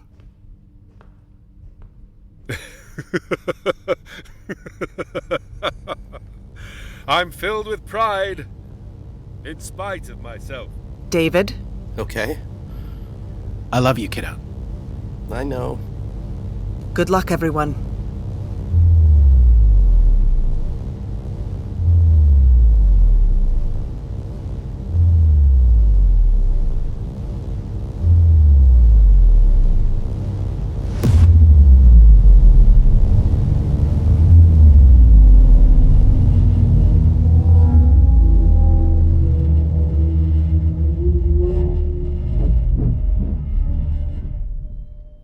Okay.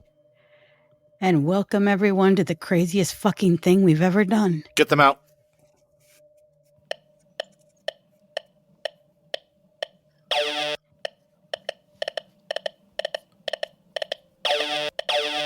Sounds like we're good to go. Paradise Leif better be fucking right about this. Only one way to find out. You're up, Leif. Here I go.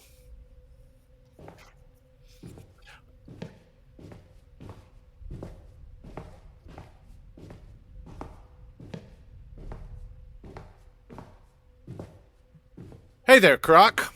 Ready to begin the rest of your life, Leif? We've decided we'll agree to your terms on one condition. Yes, Leif. You see, how this works is you are my prisoner and actually have no bargaining power. One condition. All right. What is it? I want to see one of the guns. One of the guns? Yes. One of the guns from one of my soldiers? Yes.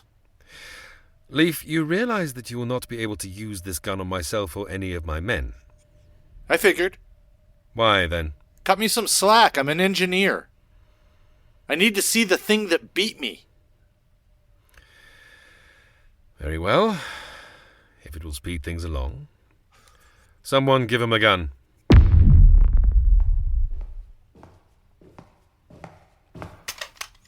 Thanks.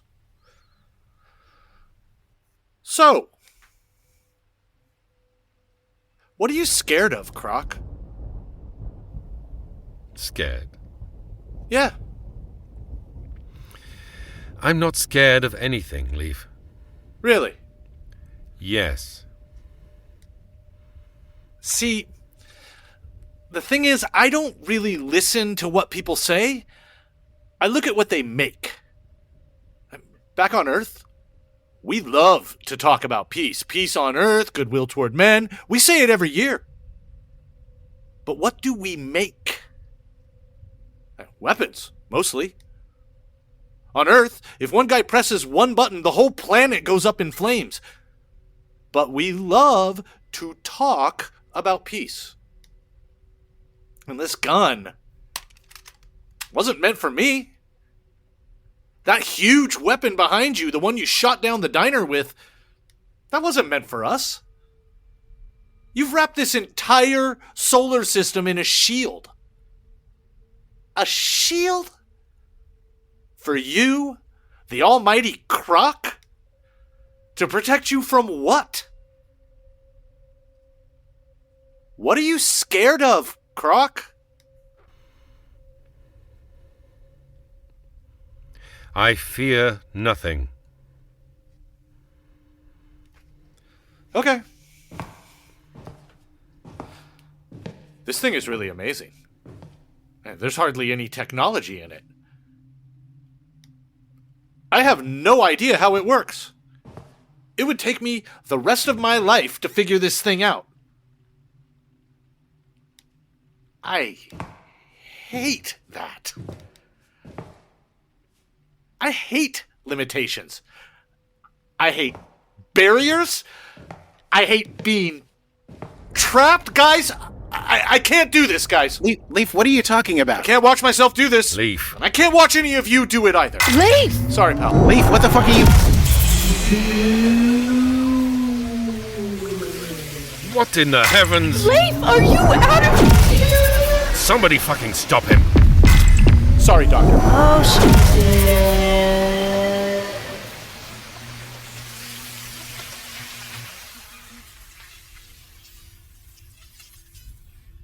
You're a fucking madman. You really choose death. Showtime.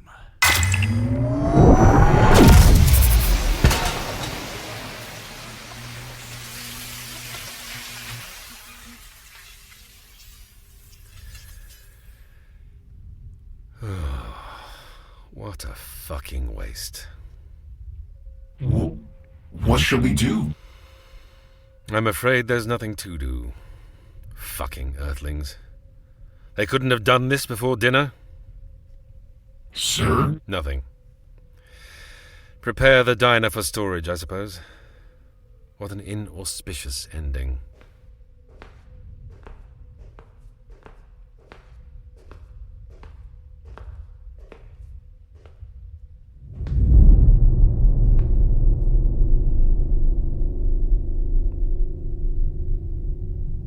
What is that?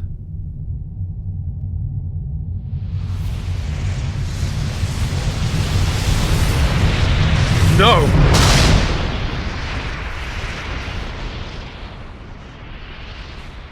Impossible!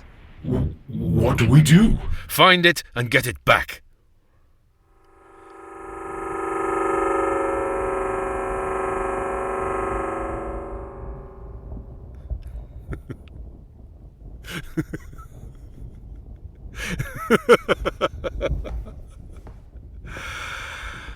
Will I ever stop underestimating you, little brother?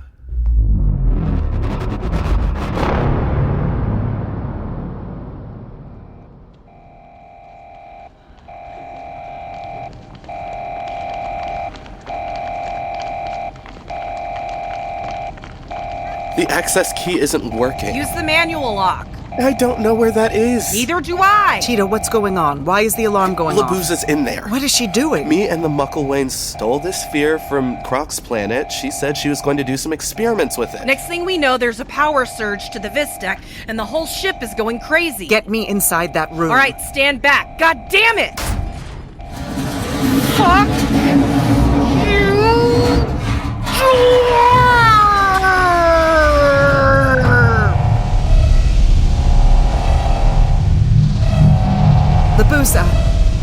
Libuza, whatever you're doing, you've got to stop. Libuza!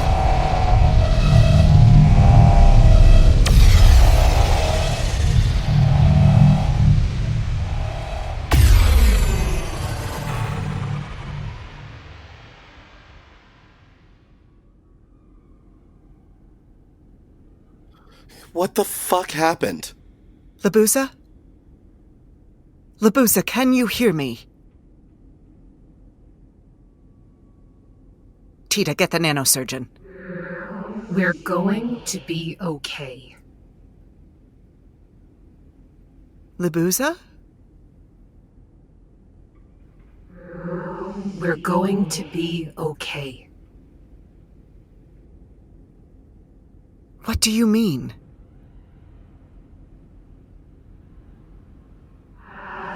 I can see him now.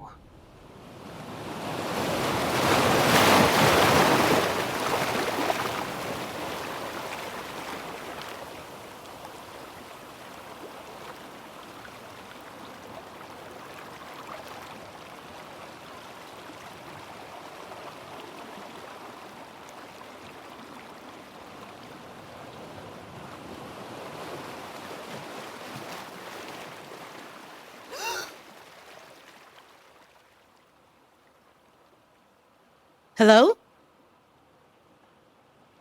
Holy shit. It worked. I think.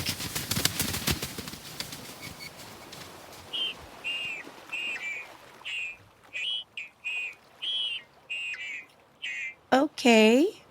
Not on Earth.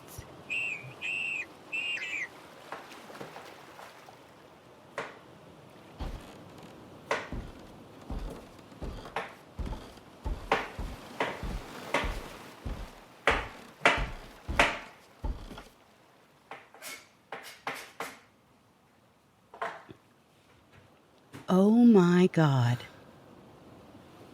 So, are you to magically drop into my life from time to time? Is that how it's to go? Brodie. It's good that you've arrived. I've no idea how to cook this fish.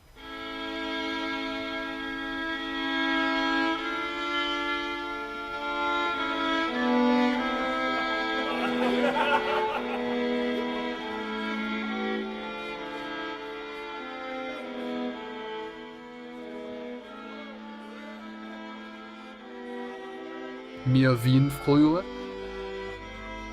Huh? Mir Wien früher. Sure.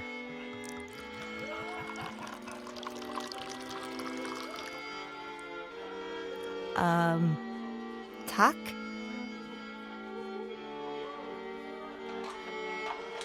So what the fuck is all this then?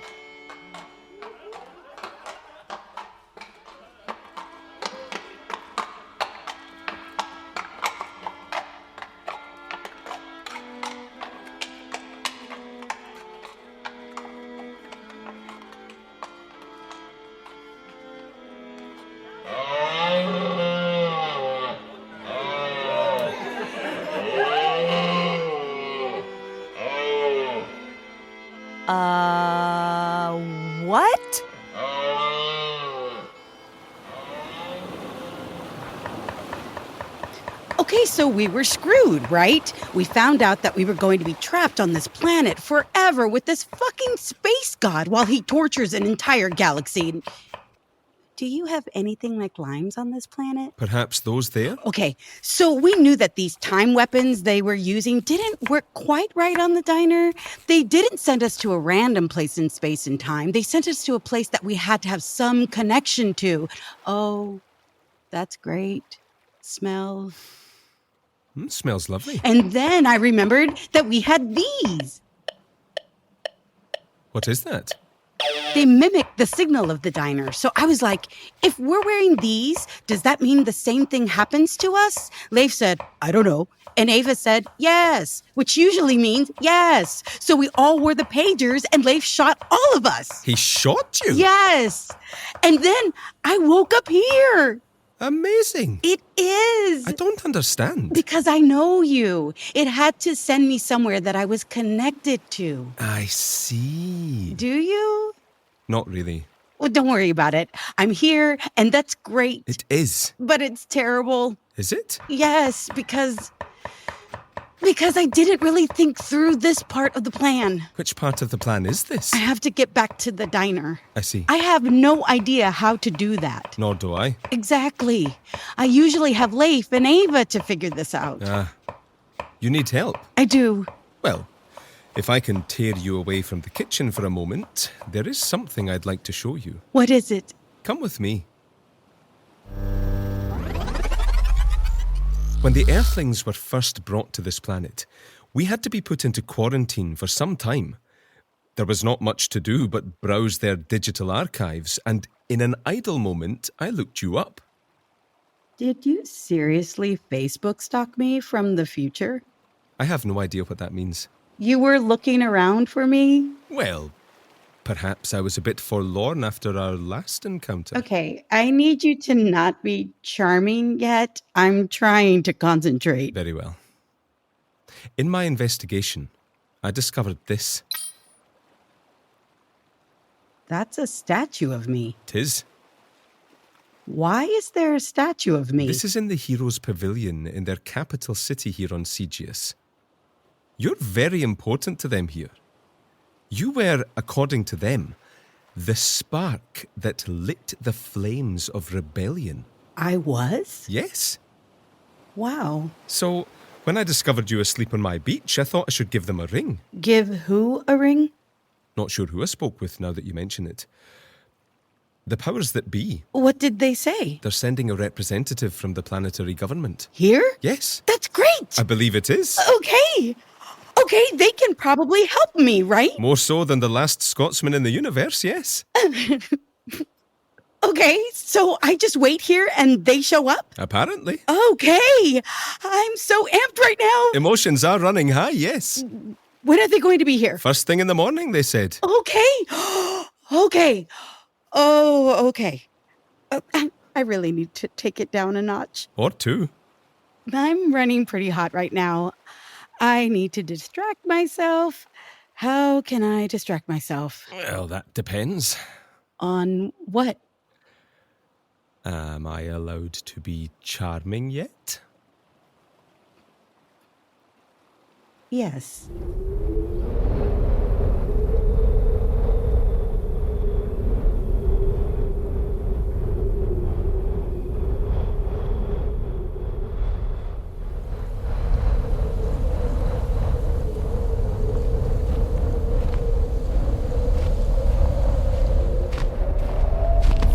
Fuck! Better than the void of space, I guess. Hello? Hello?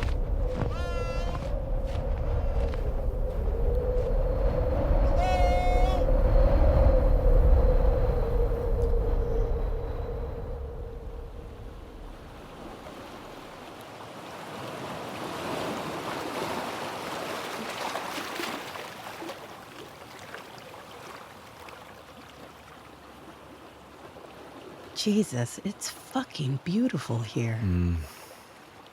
It's almost embarrassing how lovely it is. Brodie, I'm so sorry. I haven't asked you one question since yesterday. You've had quite a lot to say. How are you? How are things here? As you can see, I've no complaints. All I knew before this was a dying spacecraft, stranded in the void.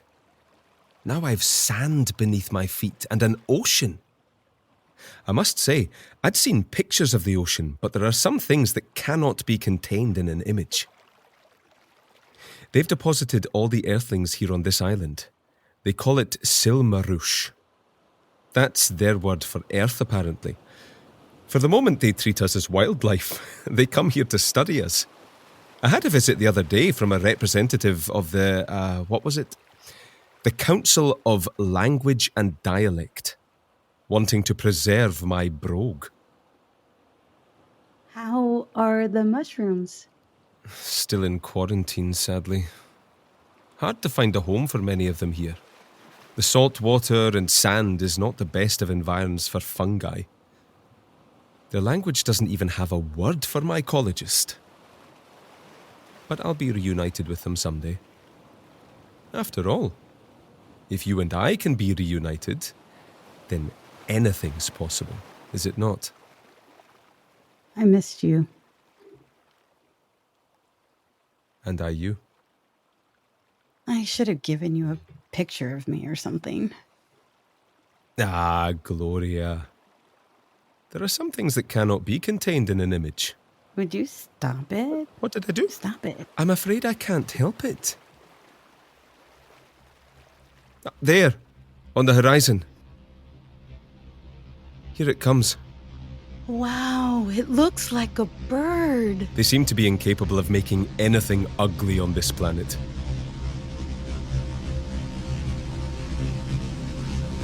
I should warn you, the Siouxians are what's a word for it? A fastidious lot. Try and have patience. Okay. Gloria, hello. Hi. My name is Borsh, and this is my colleague, Ixio. Good morning, Gloria. Please place your hand on the scanner for authentication. Okay. We are from the Council of History and Reconciliation, and it's an honor to meet you. Thanks, you too. ID confirmed. Welcome to Siouxsie, Gloria. Gloria, the Council has authorized me to say the following. Gloria, it is an honor to have you on Siouxsie, and we have granted our two agents, Borsh, that's me, and Ixio, I'm Ixio, to provide you with anything you need during your stay. We should add that the word anything has been accompanied by 3 caveat subgroups that can be found here on this tablet. Oh, okay. Gloria, I suggest we begin with the debrief, followed by the creation of action items. I suggest we take those action items and create a cross-council working document. Agreed. Following this meeting will be secondary and tertiary meetings with representatives from the Council of Technological Assistance and the Council for Dietary Acclimation, though their meeting will be delayed for 2 days. What's the reasoning for that? Credo's partner has given birth. Wonderful. Have we distributed congratulatory messages to the family? Communications is finalizing the language. Excellent. Gloria! Guys, it's very nice to meet you. We've got a lot to talk about. How about you come inside? I'll make us some food and we can talk. We think that would be a very beneficial next step.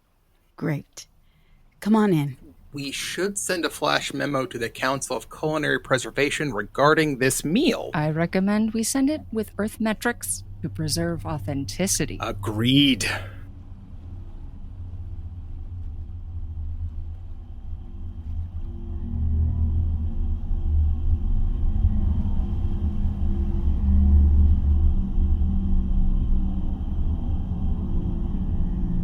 Hey!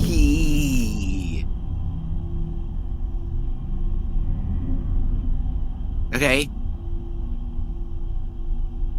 Alive. Check. Location. No idea. Hello?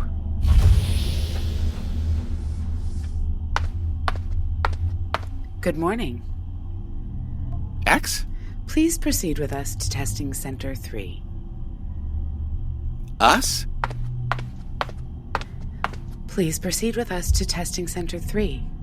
We will begin your debrief there. X's? Oh.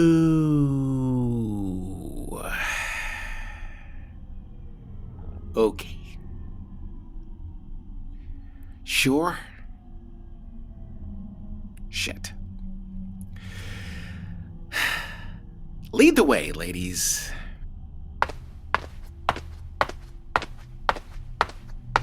Had a pager on me. Have either of you seen it? We'll begin your debrief in Testing Center 3. Sure. Through this door. Okay. Any chance one of you could kill me right now? No. Didn't think so.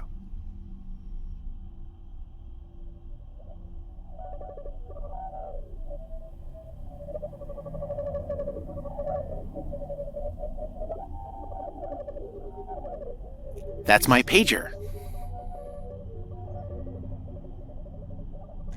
I always said that when we visited someone's house for the first time, we should bring a gift. And you argued with me and argued with me. But now look at what you've brought me.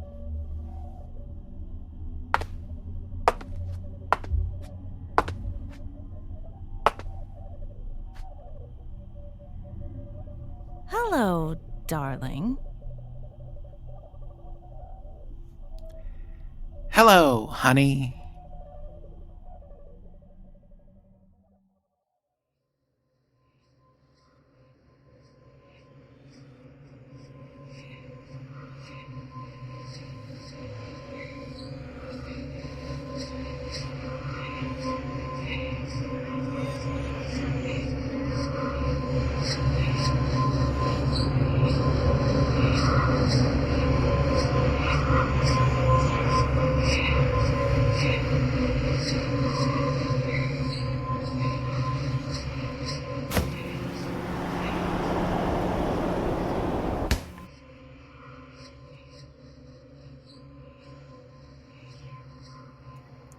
Hello? Hello?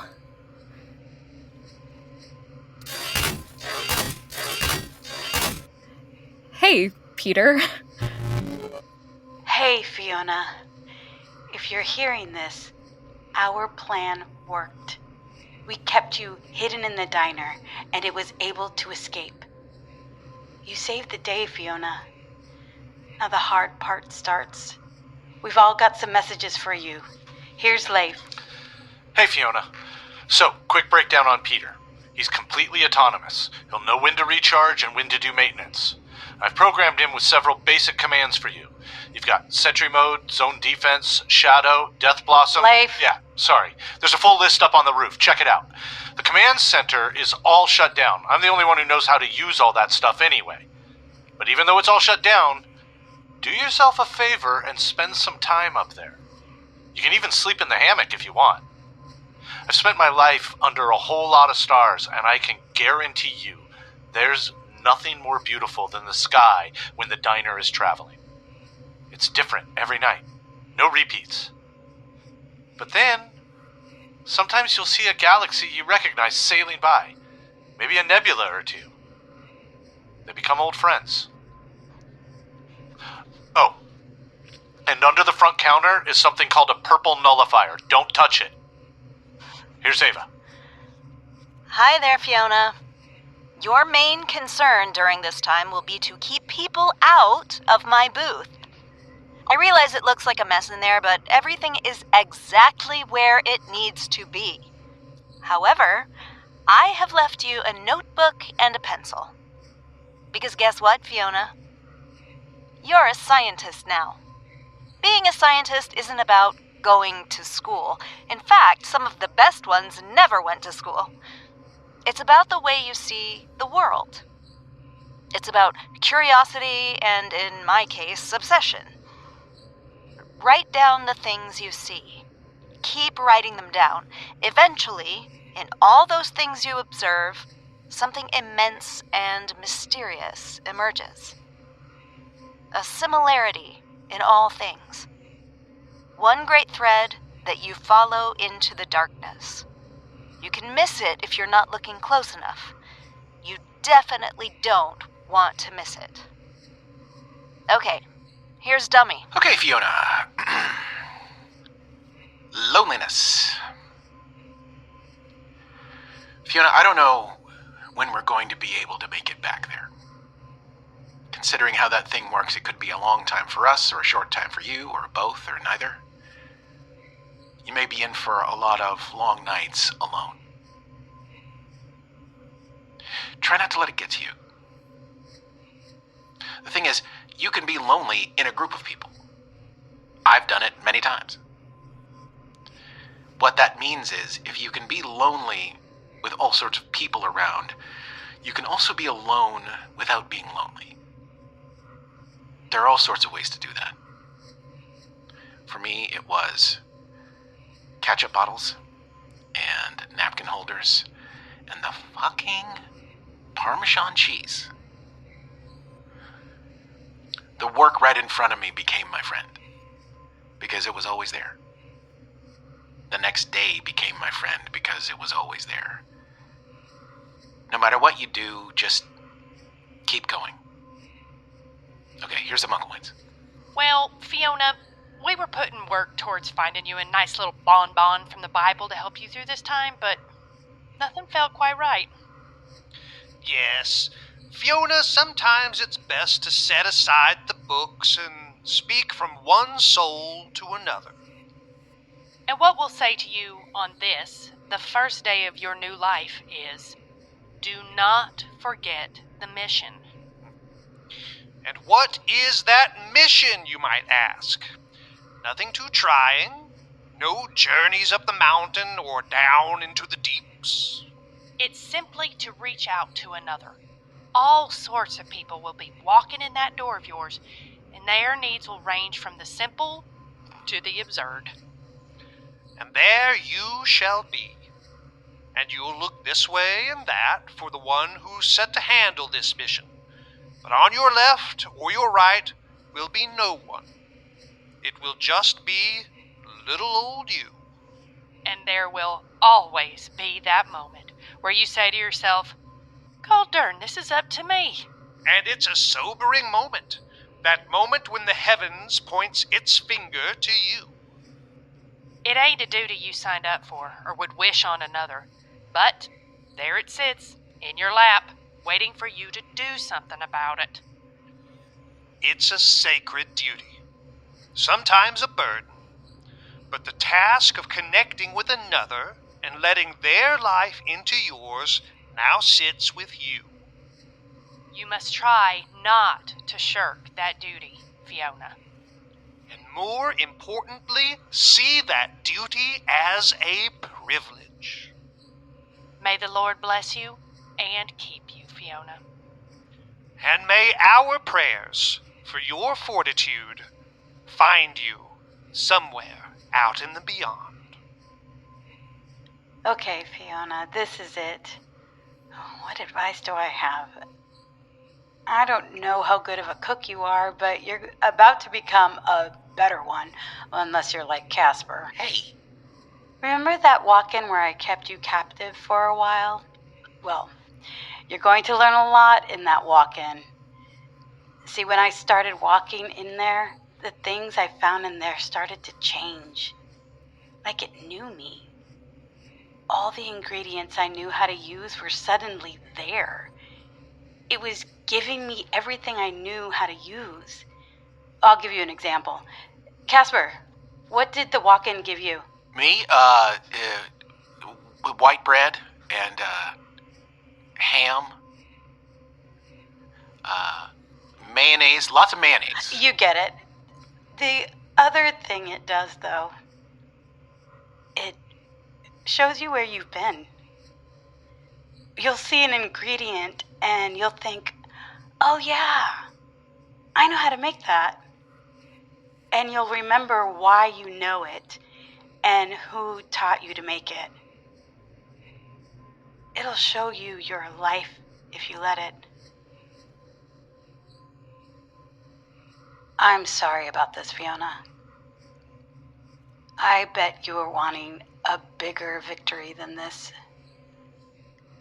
But sometimes survival has to be the victory. Sometimes you need to choose what victory is. Sometimes victory is just the next day. But it doesn't have to stop there.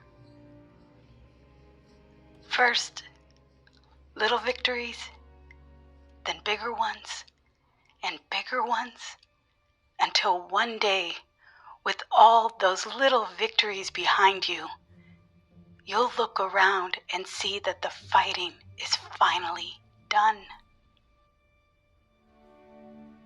One day the fighting will finally be done. And you can sit down and have a look at the world you created. It's out there somewhere, Fiona. We're on our way.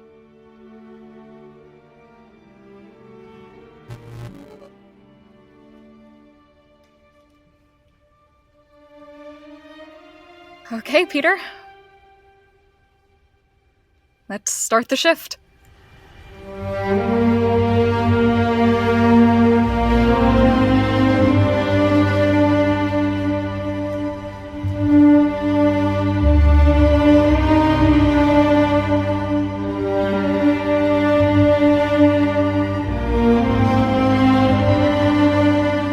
Thanks for listening to Midnight Burger, y'all.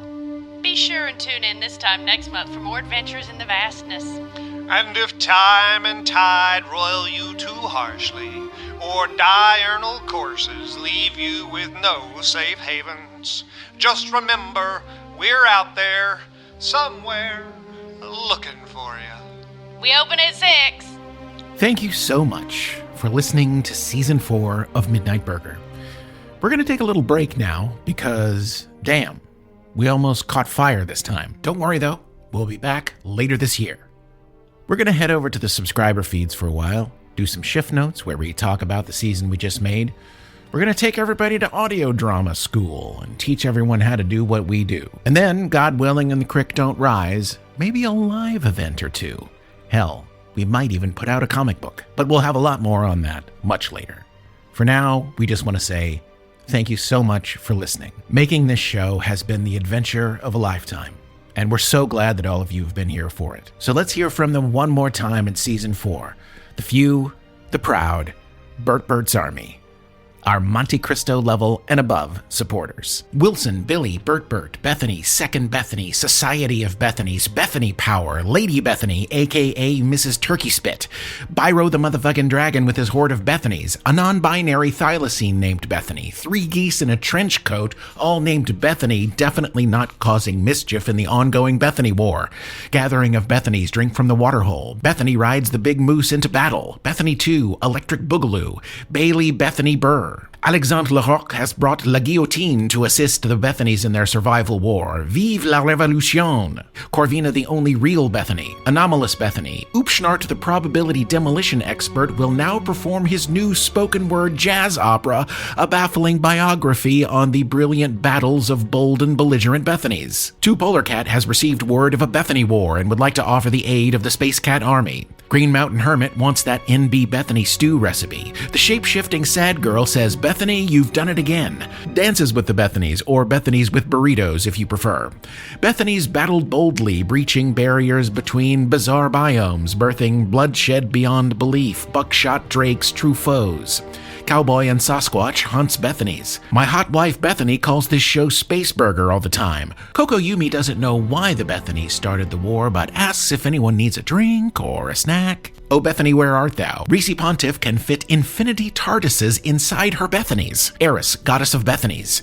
Red Nell hiding in a crowd of Bethanies to avoid capture by wily Wilbur Winklewright, wristwatch wrangler of West Worcestershire. Wilbur Winklewright, wristwatch wrangler of West Worcestershire, bamboozled by the bajillions of bustling Bethanies, belligerently blocking his sight of the devious Red Nell. The Julius Bohannon Foundation, the coalition of patrons named Bethany, and contributions donations to your TED station from viewers like you. Mr. Squizzle Sizzle Whizzle Fizzle, the horrendous secret co-conspirator behind the long ongoing Bethany War. Banjo Bethany has risen a flag, not one of surrender or war, but of friendship. This war has gone on long enough. I pushed her, Bethany that is. Big bag bussin' out the Bethany Bantaiga. Bubble butt Bethany has banana breath. Local marsh hag fears the Bethany Society has grown too powerful and can't make enough stew to stop the Bethanic plague. It's Nora's B-Day and all she wants is a big bowl of Bethany stew. Hold it now. Bethany. Lost a bet that episode 42 would be called The Restaurant at the End of the Universe. Joe, I'm running out of joke patron names, but I want you to know that you've created an amazing community here. No, it's like if the Guardians of the Galaxy worked in a diner. Heather Smith, Breelzebub, Bronson 458, Karen Scott, Jessa Loren, Telltale Raven, Myth and Stitch Embroidery loves the Mucklewains, Lulu Louise, Dulio, Scott W. Brousseau, Bianca, Toy Boat,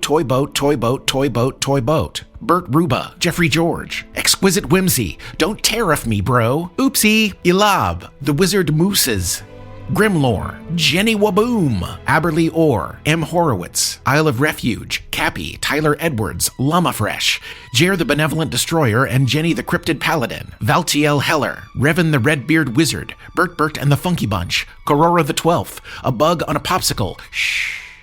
Just listen. Damien Flederjohn, Zomcon, Welcome to Quan Pound, Pen. Mr. Muchacho Kaiserschnitzel, leader of the Trouble Puffs Fight Club. The wolves in the deep freeze say, ah woo. Julie Hammond, Sanctuary Moon's #2 fans, Simpson, Alice Lewis, Coda, Benign Alien, Even Older Liz, McBearcat, Grack Pinefeather, Citizen Druidic Scientist, Astro, Your Friendly Neighborhood Android, Moonlight Zombie Fox, Old Doc Racy, the Midnight Missionary, out there somewhere looking for you, JS, Daniel Enright, Enderglitch, Artist Dragonborn, Bigby Garage, Shaloma, Bill Zangana Lester, Naya Venturi, Michelle Hopper, Jessica Engela, Kevin Daughtry, Adam Wolf, Martin Deers, Entropy Eigenbasis, Robert Savat, Drink Spiller, Matt B, Richard Ryan Moschel, Theodore Nissan Henzo, D Flower, Kelati Arena, Fall of the Berlin Wallaby, Parmesan Goose, Jen Rhodes, Kevin Lutra, Lauren Mayer, Jake the Cook, Alan Bergland, Dylan Winslow, V Greenlee, Courtney Morris, Ryan Abbey. I hope something good happens to you today. Yes, you. Wasabi Lube Moonshine, Wasabi Lube's mom, Turtle Boy, Arwen the Freer, Jacqueline Snyder, Ron Hayden, Dan Gentry, Postmaster General Kwan sent me, Stephen Duro, Whisper Dan, Mad Maddox, Joaquin Jimenez, Muffins, Space Wives, Chad Hatter, Captain Jack Hartness wants Peter the Robot, Oreo? No wait, Pineapple. Actually, never mind, Oreo, Jargon HD, Tell your cat, I said, pss, pss, pss, pss, pss, pss, pss, pss, pss. Arkansas Toothpick made me bleed. Banana Manaz, Cuddly Kraken, Life's a Load Studio, Sue Miller, The Game, Disco Techno House, Axel Light, Sahil, Varian, Semenity, Tim, LL Cool Mint Jams, The Other Original Caitlin, Ken Daddy, Andrea, Jaded Umbra, Chris Hightree, Millie Was Taken, Dead to Me 86, Captain Ruark Atreides, Hannes, Lucas Isn't a Loser, He's a Wiener, Ben Camp, Louise Bavnani, Shan Man, My 84 Chevy, Kinran, Wabajack, Daniel, Chance Rygard, Just Books and Coffee, Dr. Bootyologist, The Glutes Doctor, Annie, are you copy? Tobias Ewing. Thank you for pressing 2. Your Anglophone Emotional Support Canadian request will be processed in the order in which it was received. Queen Surly Jess, R.I.P. Lance McLean, you would have loved Midnight Burger, Adam Tokelove, Dr. Bitchcraft, Sassy Cat the Space Vixen, Claire Rock, Jekka, Greybeard, Colin Loves Roxy, the size 2 fish you've been looking for,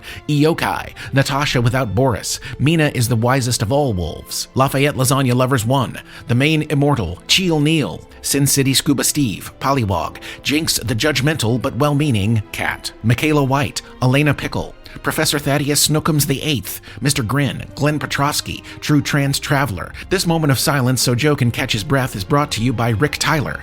Elizabeth Hammond, Funchbrunglin, Steam Vision, conductor of the interdimensional time-spanning Hype Train, Dave Harold, Wisecube, Dirty Diaper Fussbutt, and the Piggy Runt, Bromine, pronounced Bro, Mine, Cat, Mother of Pearl, El Chingon, Sealface, Rigor Mortis, Elmo, Megan's Things Megan Makes, Shiny Fields, Magically Maggie, Trebek's Reject, Prophet of the God of the Mucklewains, Matthew with 2 T's, the first T is silent. Finlay and I will join you for dinner someday. Darth Ox, Aaron Arnold, Mama Mander, B. Roz, and Slutmaster J. Valen Rial, the Tooth Fairy, the notorious trash goat goes nom nom nom nom nom. They Paints, Undead Akira, Broom Goddess, The Lord Reverend, Porgatos Pex, Unselling Wizard, Ryan, Thomas's 10 Tenebrous 10 Staffel Tippers treading treacherously tantamount to telling totalitarian trope termination tales. Ladies, for your pleasure, Chuck, Naked. The lovely Laura Lovely, Jeremy the Ruler, Alex Church, Asoa, Goatshi, Hare Hawks, Jacob Mitchell, Zeke in the Box, Stevie Crowhill, How to Get Jack from John, Joshua Soder, Gabagool, Scrubs Andy, Scratchy Kitty, just some guy from Adelaide named Ryan, Remy, The Panda Crew, Melody Prime, Beardo the Wizard, Whiskered, Beth Annie, Sans Beth, Randy Spears, Marissa the Ghost. Local snowplows in your area are dying to meet you. Rutherford B. Chesterfield and his dapper companion Winchester, Wolfgang the Incredulous, Andrea Rose, Cheshire Corgi, Old Kelsey No Shoes, Sharebear 17890, Zuldia, Time Flies Like an Arrow, Fruit Flies Like a Banana, Sasha the Wayfaring Himbo, Beth and Alan Van Gillis, Langston North, Slyfox, brought to you by Communism, Timothy Aotis, Chance wants you to know he cares, Wolf Stark, Adrian Vance, Elliot, Hobbs DeCo, Alexis the Crusader, Rory of Yin, Mooby the Golden Calf, Kirion, Giovanni Salinas, Rocky G, Perry the Pirate, Aaron Elizabeth, K Narcotics, Daydream, Angela Sanchez, Bubba 485, aka Schimmelbach the Christmas Whale, Kaiju Sommelier, Space Rooster Randy Roos in Ava's Booth, Stella Corvus, My Love of Verge is Undying, Candyman Fight, Sketchwolf, John Peters, you know, the farmer, Barkley on the Holodeck, Dapper Dad, ADHD Brûlée, SCP-049, Oh Magus, Michael Laurie, Raven the Dreamer, TK Turtle King, Dominique Perry, Space-Based Lasers, Caption B and Lady G with their swabs, The Clockwork Vixen, Verge Fangirl and Designated Midnight Server, Osneth the Author, Mr. Steamwave, My Friend the Rhino says be nice.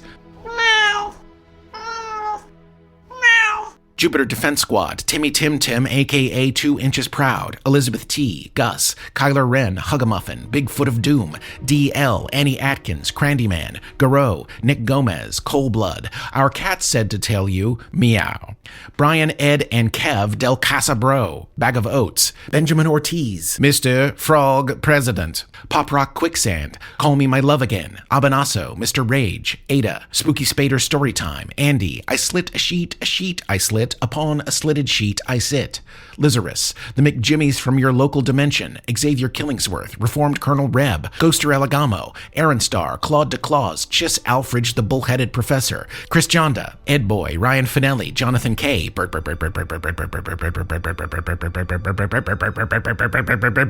Another Monster, Petabyte Avatar, Tugwin the Mighty, Project Octopus, Ken, Davin Royal, Captain Hambone, King Felix Blaze of the 3rd Street Saints, Scotty Oates, Iced Heart on Fire, Dan's Grounded Again, Damn Baby That Ass Tastes Like Straight Soup, Spiku, Nick Tacto 2.0, Simply Tony, Gabriel Castellon, Jamie and the Goblin of Chaos. Whom, what, why, Wigamores, and where are you, Billy Rose?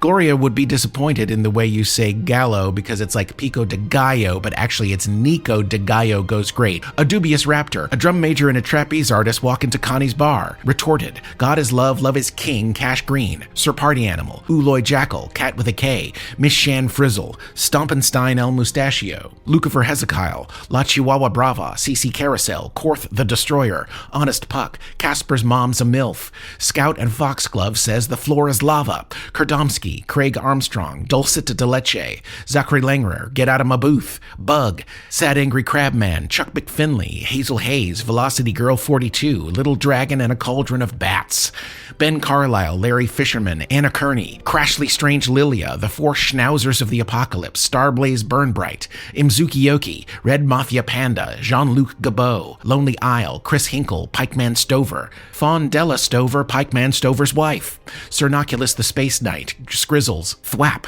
Giddy Giddy Giddy, The Firekeeper, Peace Reaper, The End is Nigh, Jeremiah the Cancelled, Brian Collins, Spike and Faye, Johnny Allen West, The Sketch of Otaku Gang, Wolf, Drake Elias, Fermi's Paradoxons, Speckled Unicorn, Jedi rides again with Nova the Space Pirate, Tevin Longblade's Short Sword, impatiently waiting for the TARDIS, Forget Normal, Oh Damn, David Chapman, C.J. Johnson, A Dragon Sitting on Its Hoard of Dice, Wendell Whitaker, Smivey, Glowbed Roulette, Andrew Fuller, Dane and Deb, The Soup Witch, Fettuccine Alfredo, Amalgamous Pax, Pebbles, Princess VV, Effie Rawlings, Megan Hazen, Nick Bobro, Midnight Plumber, Mr. Cherry Loves Baby Bok Joy, Happy Anniversary, International House of Yearning, Danny the Cynical Warlock, Wayne Heiser, India Inkblot, Ellie the Cosmic Janitor, Slev of Bahamut, Umbra Messaram, Cam and Micah, Omi Gracie, Fred and George, Sam the Celestial, Ava Maddox Jr., Cassie Williams, Yeet My Boy, 46 Toolshed 2, The Image Collector, Blended Music, Lizzie R., Definitely Not Kevin, Sitting Squirrel,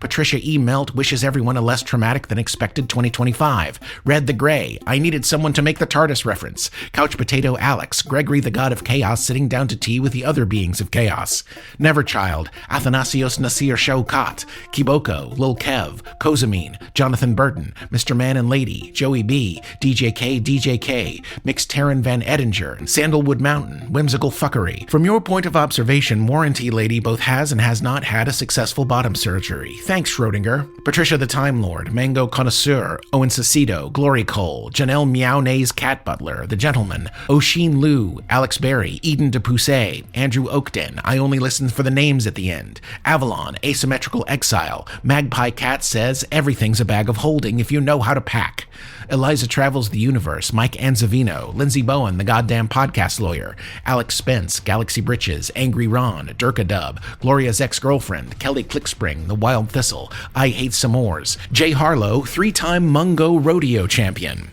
The Cosmos Cruising Cadillac, I'm Not Joe's Dad, Jasmine James, Dr. Caber Ant, Mia's a Baby, Michael Odom, Zephyr McZero, Anatha, Zandria, Jennifer Calkins, Guacamolio, Midday Burger, Don Parks, Throat Goat 666, Princess Leia, Fish in a Bag, Cloudy Andy, Prime Freak, Walter Piakarski, Droid Pirate Finlay and his Rubenesque parrot, Stuck in a Pit of Skittles, Drunken Coyote, the impersonator known as Tony Piakarski, Adrian R., Phoenix, Kimber Derp, Mr. Thames, Dead Weight, The Harbinger Pulsar, Cremulus is just happy to be here, Kinetic Fox, The Twisted Twigster, 6 seasons in a movie, Faye Queen, Chase Noseworthy, Core, Mason Jeffrey Showtime Hester, C.R. Ipted, For My Mother, Homer, Are We Doing Crimes? 2 vegetarians in a toxic relationship with Burger, CCTX Girl 6823 waiting on the diner, Melissa Winskill, Nicole Studioso, Signed by Hey the Penguin just wants Virgin Deidre to be happy. A talking dog named Bronk. Just a Potato. Indigo Escargot. Love My Captain. Joe Malma. Castriff.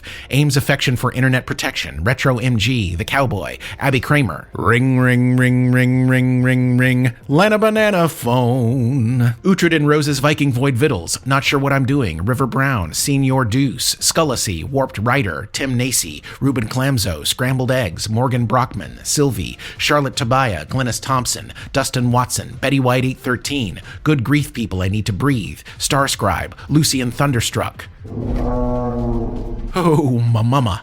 Droughtbreaker, Glorabnar 7, Doozer Likes No Thinky Just Dewey, The Other Adele, I Named My Cat Leaf and It Made Him an Evil Genius, Chef Gal Val, Leah Hall, Sarah May, Mr. Arnie Arbuckle Sr., Sierra Nut from Arkansas, Zigo, Ebenezer Boob. The world can be a swirling mess. It can be a nightmare, but there's a table set just for you. Anytime, just for you. Caleb Tubiala, Jason Woods, Arnie Arbuckle Esquire, Jake Cascade, Digital Floof Lost in Time, Potion Maestro, The Milkman, Nebula Nell, Regulators, Mount Up, Mad Yogi Eileen, Mr. Meepod, Palace, Ethan Cobb, Big Mo, Brian O'Neill, Edward Pena. I am Annie. I live forever in every moment I've existed. I swear to every star in the cosmos, I never forgot it was a gift. The Stone Fox, Salivia, Kyle from Detroit, Juiciton, Marauder Mitch and Pandergast, Papitos, Boomhauer, Ninja Grim Reaper, Miles Nelson, Prove to Me That Orange Cats Aren't Gods, Britwards, Ashley Saurus, Momo's Mama, Tony, Toast, Sue Watts, Fickle Phil, Myrtle, Caitlin, Leader of the Unicorn Revolution, Mr. Trigby, Printing with Cats, Riley,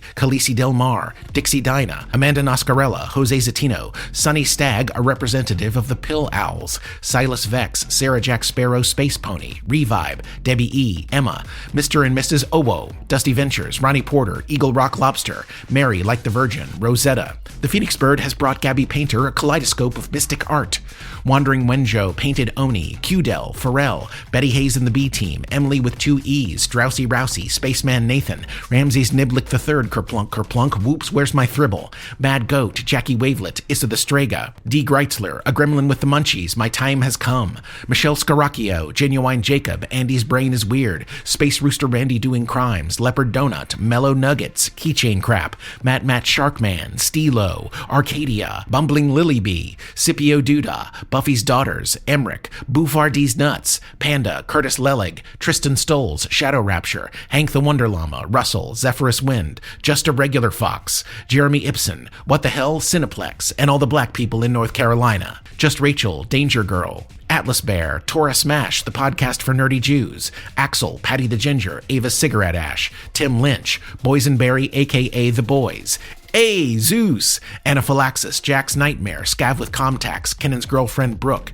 The Kells, Catalina quit her first engineering job because eat the rich, Jenny on the Blockchain, Angry Leafs Laser Saw, Magnus Aerochill, Amy Perry, Christopher Kai, Skeksis, Randy's Amigo, Gremlock, Katie Mermaid and the Delinquent Duo, Norman, Nicole, I Said White Mountain Chimkin Nuggest, please sir, Max Dangers, Security Chief Shatsy, The Anxious Peach, Team Michelle and Billy, Neonix Reno, Robert Frankenberry, Eldon's father, Mr. Smarty Pants, Honeybee, Nordlebash, Jordan, R1X Belasco, Ryan Rosinski, Average Height, Medium Rage, Audio Monkey, Joe, Team Hefeweizen, Monica and Mason K, Tony Wants to Be Leif, Rowan, Lady of the Black and Herald of the Stars, Ryan Burnett, The Joyful Nihilist, The Timid Ghost 23, Zivia's Mom, Dr. B, Zoprez and the Bumble Army, Growing Into My Farm Boots, The Geneva Accords, Brothers of the Cosine, Uncivil Gnomes, The Rat Queen Evelyn, Great Lunch Conversation, Your Humdinger Moonbringer, Letty Lou, Tibby. He was a shifty one, that Nick Howard. Kinger was here, Bobby Ray Winland Jr. Bebop says Armless Hunchback's face rings a bell. Warped Echoes, Lord Robert Otardis, he's bigger on the inside. Jeremiah Franco, Isaiah Coleman, Celestial Warlock, Gothic Rainbow, So We Made It, Fossil Diver 84, Micah Collins, Cody McClure, Eternal Champion, Jingalos, Has Matilda, Ditzy Bay, Just Your Average Reese, Kyle Church, I Am a Leif on the Wind, Static Ego, Some Farting Fart Wizard, Lolly, Evan M. Dobson, Going to Be Lit, I Am Shaggy, Captain Emerald L, Wayne Hall, Danny Mars, Omega Nye, Frank in a Field, Sally Sells Seashells by the Seashore, Fuzzle McBumpernitz, Neelix Tiny Wolf, Christina Sennett, I Gather Under the Flag of the Hag. Definitely not an android. Seriously, I'm not. The Wandering Welshman, Whatever Tabby, Carolyn Harper, Nikolai Tolkachev, Capo the Sartorius, Z3DT, Shy Sparrows, BLTN, Scott Gygax, Glenn Morris, Crushable Hale 53, Tequila Mockingbird, Dameron the Space Goblin, Locksmith Andy, ISO Pale, Bumble Bethany, Rosalt, Hopeful Ghost, Nate the Milkman, Mags the Conqueror, Wes and Heather have made it. My cat's name is Beef. Eric, Katie Kate, Get Your Colonoscopy, Victor Casados, Emily Schmemily, Work from Elvis, Boho Go Bye Bye for Jojo Pogo, that's a no-go, bro. Cody Monster, I Am Lure of the Planet Omicron Percy I-8, Kneel Before Your Supreme Ruler, Tybo, Miss Nixie, Baby Baton Lee, Karen Gallagher, Kyle Perino, Amber King, Sid the Sloth on a Bike, Priya Gandhi, Wandering Mermaid Understands the Assignment, Little Stevie Pie, Return to Sender, Carl the Teller of Dad Jokes, Skylab's Multidimensional Multiphasic Intergalactic Quantum Cyberverse, Verde Soul, Galen Miller, Tess, Geriatric Young'un, Mystic Hippie, Unforkable, Supercalifragilisticexpialix Nickel, Daniel Nitz, Mavis Bacons, Kelly W., Holly Hooten, Pyro's Calling, Joe Swasian, Too Many Gens! Pamela Roselle Tierra, Then Stina Says, Nicole DG, Countess of Carbon, Slappy the Squirrels, Ted Slapping Rampage, Luminous Elk, Rhodian Caution, Love is for the Nerds, Taz Hernandez, It's Just Tyson Now, Joe is the Writer's Room, Awkward Heretic, Devin7777, Troy Aker, Mandy Kane, Estelle, Kim Sell, Silly Goose Honk Honk, Ghost Saberwolf, The Sleepy Mystic, Sarah Joy, Taters Precious, Teddy of the Wasteland, Daniel Gregory, It's Just Steve, Sweets, Char Noble 6 610, Mere Tender Creatures, Amanda Short, Chut Brimble, Deidre, Mike Whiskey and your friend Frosty, Benbar, Beastly Death, Sven the Unlikely, Cognito Hazard Expunged, Ted Wasanasan, Virestria, Spoomples, Fernwood Gal, Twinkle Tots, Shocking Developments Nearby, Phantom's Moms, Callison, Mike Leclusi, Dex, It's a Fucking Dog Rapture, Abigail LaHoo, King Humble, We'd Better Ask Dave, Wind Chimes for Safety, Cameron Winterborn Welsh, Fireball XL5, Alexica Habanera, Code Stranger, One Betty Bet, Matt N, Julia Kringlin, Frelp, M. Lynn, Feed My Fish, JRR on SFP, Lahari, Ted's Loves Catherine, J. Spark, Evie Girl, Lucid Harbor, Little Lily Leopard Paws, Diet Night, Mars Royalty, Take 20 Damage, Maisie's Bandstand, Kim Bob, Battle Pope and Bugaboo, Snorts McGorts, Fresh Squeezed, Patrick Holt, Atlas B. Hold it now. Hit it!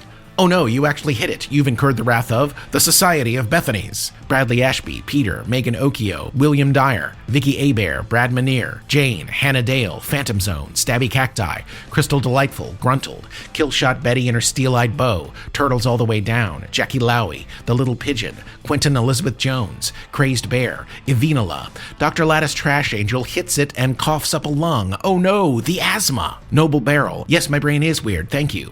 Bippity boppity boom. Megan the Meg Young, Baby Bears Love the Diner, Corey Morose, Russell Bunny, Max Savage, Apprehensive Craig, Tim Aranetta, Bacon, Nicole Studioso, Rambo, Chaos Squatcher, Lord Than and Lady Sarah, Stephanie Sturgis, Kirsten, Hurry Up and Wait, Sarah Farmer and her Prismatic Chickens, Criddle, Heidelberty, Tom Webster, Rashmi Venkatesh, McClump, Rad Dolls, The Bard with the Tuba, Hayward's Finest, Garen Elizondo, Terrified Toddler, Sir Shitsalot Strikes Again, Damn Animal, Ashton James, Elspeth, Skyland, ALR, Sidewalk Jam, Sarah McGuire, Tonka 2005, Cruisin' B. Anthony, J. Way Mythical, Tybalt the First, Ryan Schmidt, Xavier Romo, Tess Bart, Alley Frog, Trey the Turquoise Tortoise, Talon Lawson, Freya Titmittens, Courtney the Frogologist, The Fontucky Wrangler, Jessica Shelton, Screm Brulee, The Singing Loon, Zuzana, Celeste Yos, I'm So Antigone Fun, Infinity Times Infinity, Noah and Katie, Joe R., Justin at the Tree Cave, The Ambergler, Boodles, Reaper, Osvaldo Simeone, Siobhan Delilah Rose, Ashley Chapel Peoples, Ryan Ortega,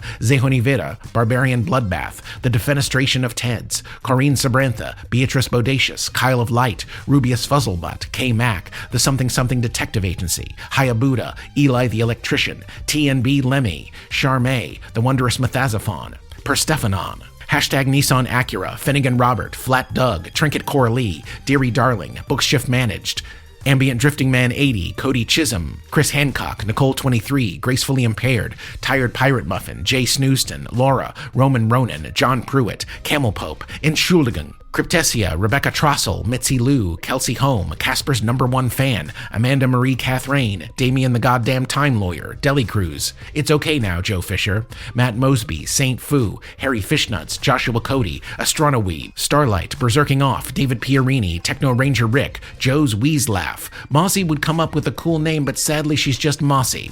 La Cockney Française, Virgo Aries Infinity, Best Buds Danny and M, Ashley, A Bug Named Nat, Potato Nation, CC Ryder, Hunter B, Rudra, Rusty Accord, Death the Kid, Big Whiskey, Magic Pony, Robert Oliveri, Dan Bowman, Paul A. Johnson, Killer Odd, Dandy Bay, The Green Street Major. Dr. Punt Gusher Esquire has the finest baby moat that money can buy so he can keep the cats separate. Creator 67, Bajolanth, Leif's One True Love, Mermaid of the Dark Seas, Cosmic Shrug, Incorrigible Ross, Deborah Wales, SCRB Mark 11, Courtney Depona, Riedel the Beetle, John Dew, Maggie's Yarm, Stu, Nth Anomaly, Megan Mighty, Purple Saline, Miss Chris Still Making Sandwiches, Three Legs Are Perfectly Good, Drew and L.A., Captain Blep, Your Favorite Kenny, Terry, PJ Says What? Danielle L., Shiny Melon Fear Now, Blargo, Blargo, Blargo. Tonight at 11,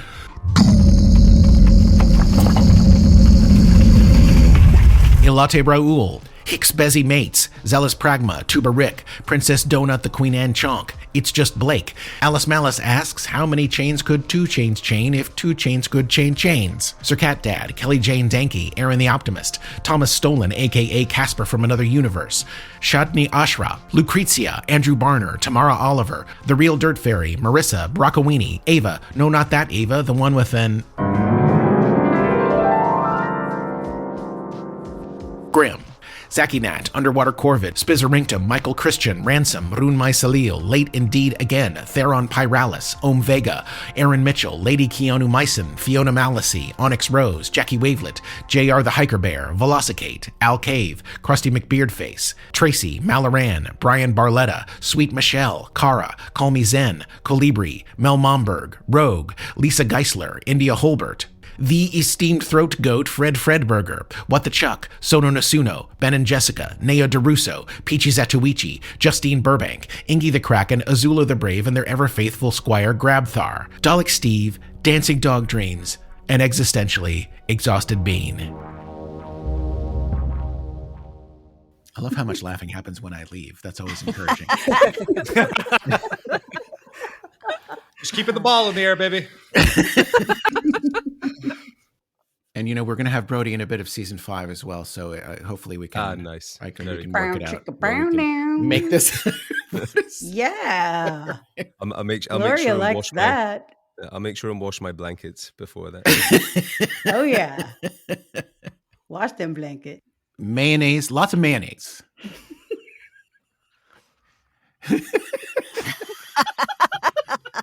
We will now do a Siouxsie pause. I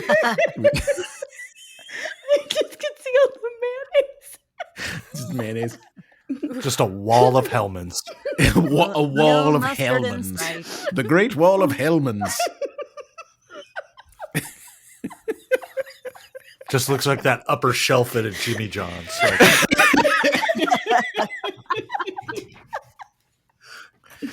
I just imagine him smiling so big. Yeah, just looking around, it's like, I got this. I'm in my element. Thank you for doing the pitch, and Finlay, thank you for surprising us with your presence here. Sorry that it startled me so. Like, why's Finlay here? Why's Mom here to be doing wrong? Okay. It's the effect I have on everyone, including my mother. So it's fine. I really thought Fiona was going to die. This is so cool. You thought she was going to die? Yeah. Wow. Because Wow. last episode I say something, and then Teta says, that kind of thinking will get you killed. And then I go, I know. And I thought that was Chekhov's I know.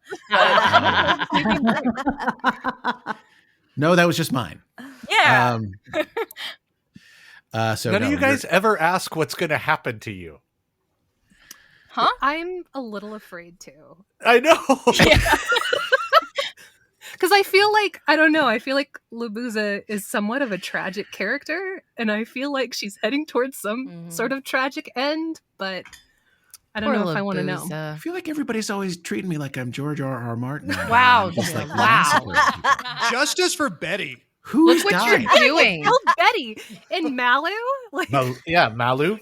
Justice. Look at the anxiety that you're instilling in your actors. Even older Leif. Oh. Okay, so out of like a whole bunch of characters, like 3 of them, John Wilkes Booth. We're gonna take a minute. John Wilkes Booth. Okay. but that's okay because the horse is Minsky. What? Minsky's dead. Minsky. This episode is brought to you by US Cellular. The average person spends 4 hours a day looking at a phone, scrolling and swiping and liking. But when we're with family and friends, we want to be present. US Cellular is a phone company that wants to help us use phones in healthier ways. That's why they created Us Mode. It's like a custom Do Not Disturb that helps you block out distractions and get back to connecting. Visit uscellular.com/builtforus to get started. DSW, Designer Shoe Warehouse, is the one-stop shop for all your footwear needs. With sneakers, boots, and everything in between, for every style, mood, and occasion, you'll definitely find shoes that get you at prices that get your budget. DSW has what you need, but more importantly, they have what you didn't even know you wanted. You never know what you'll find at DSW. Find the shoes that get you at prices that get your budget at DSW stores or DSW.com.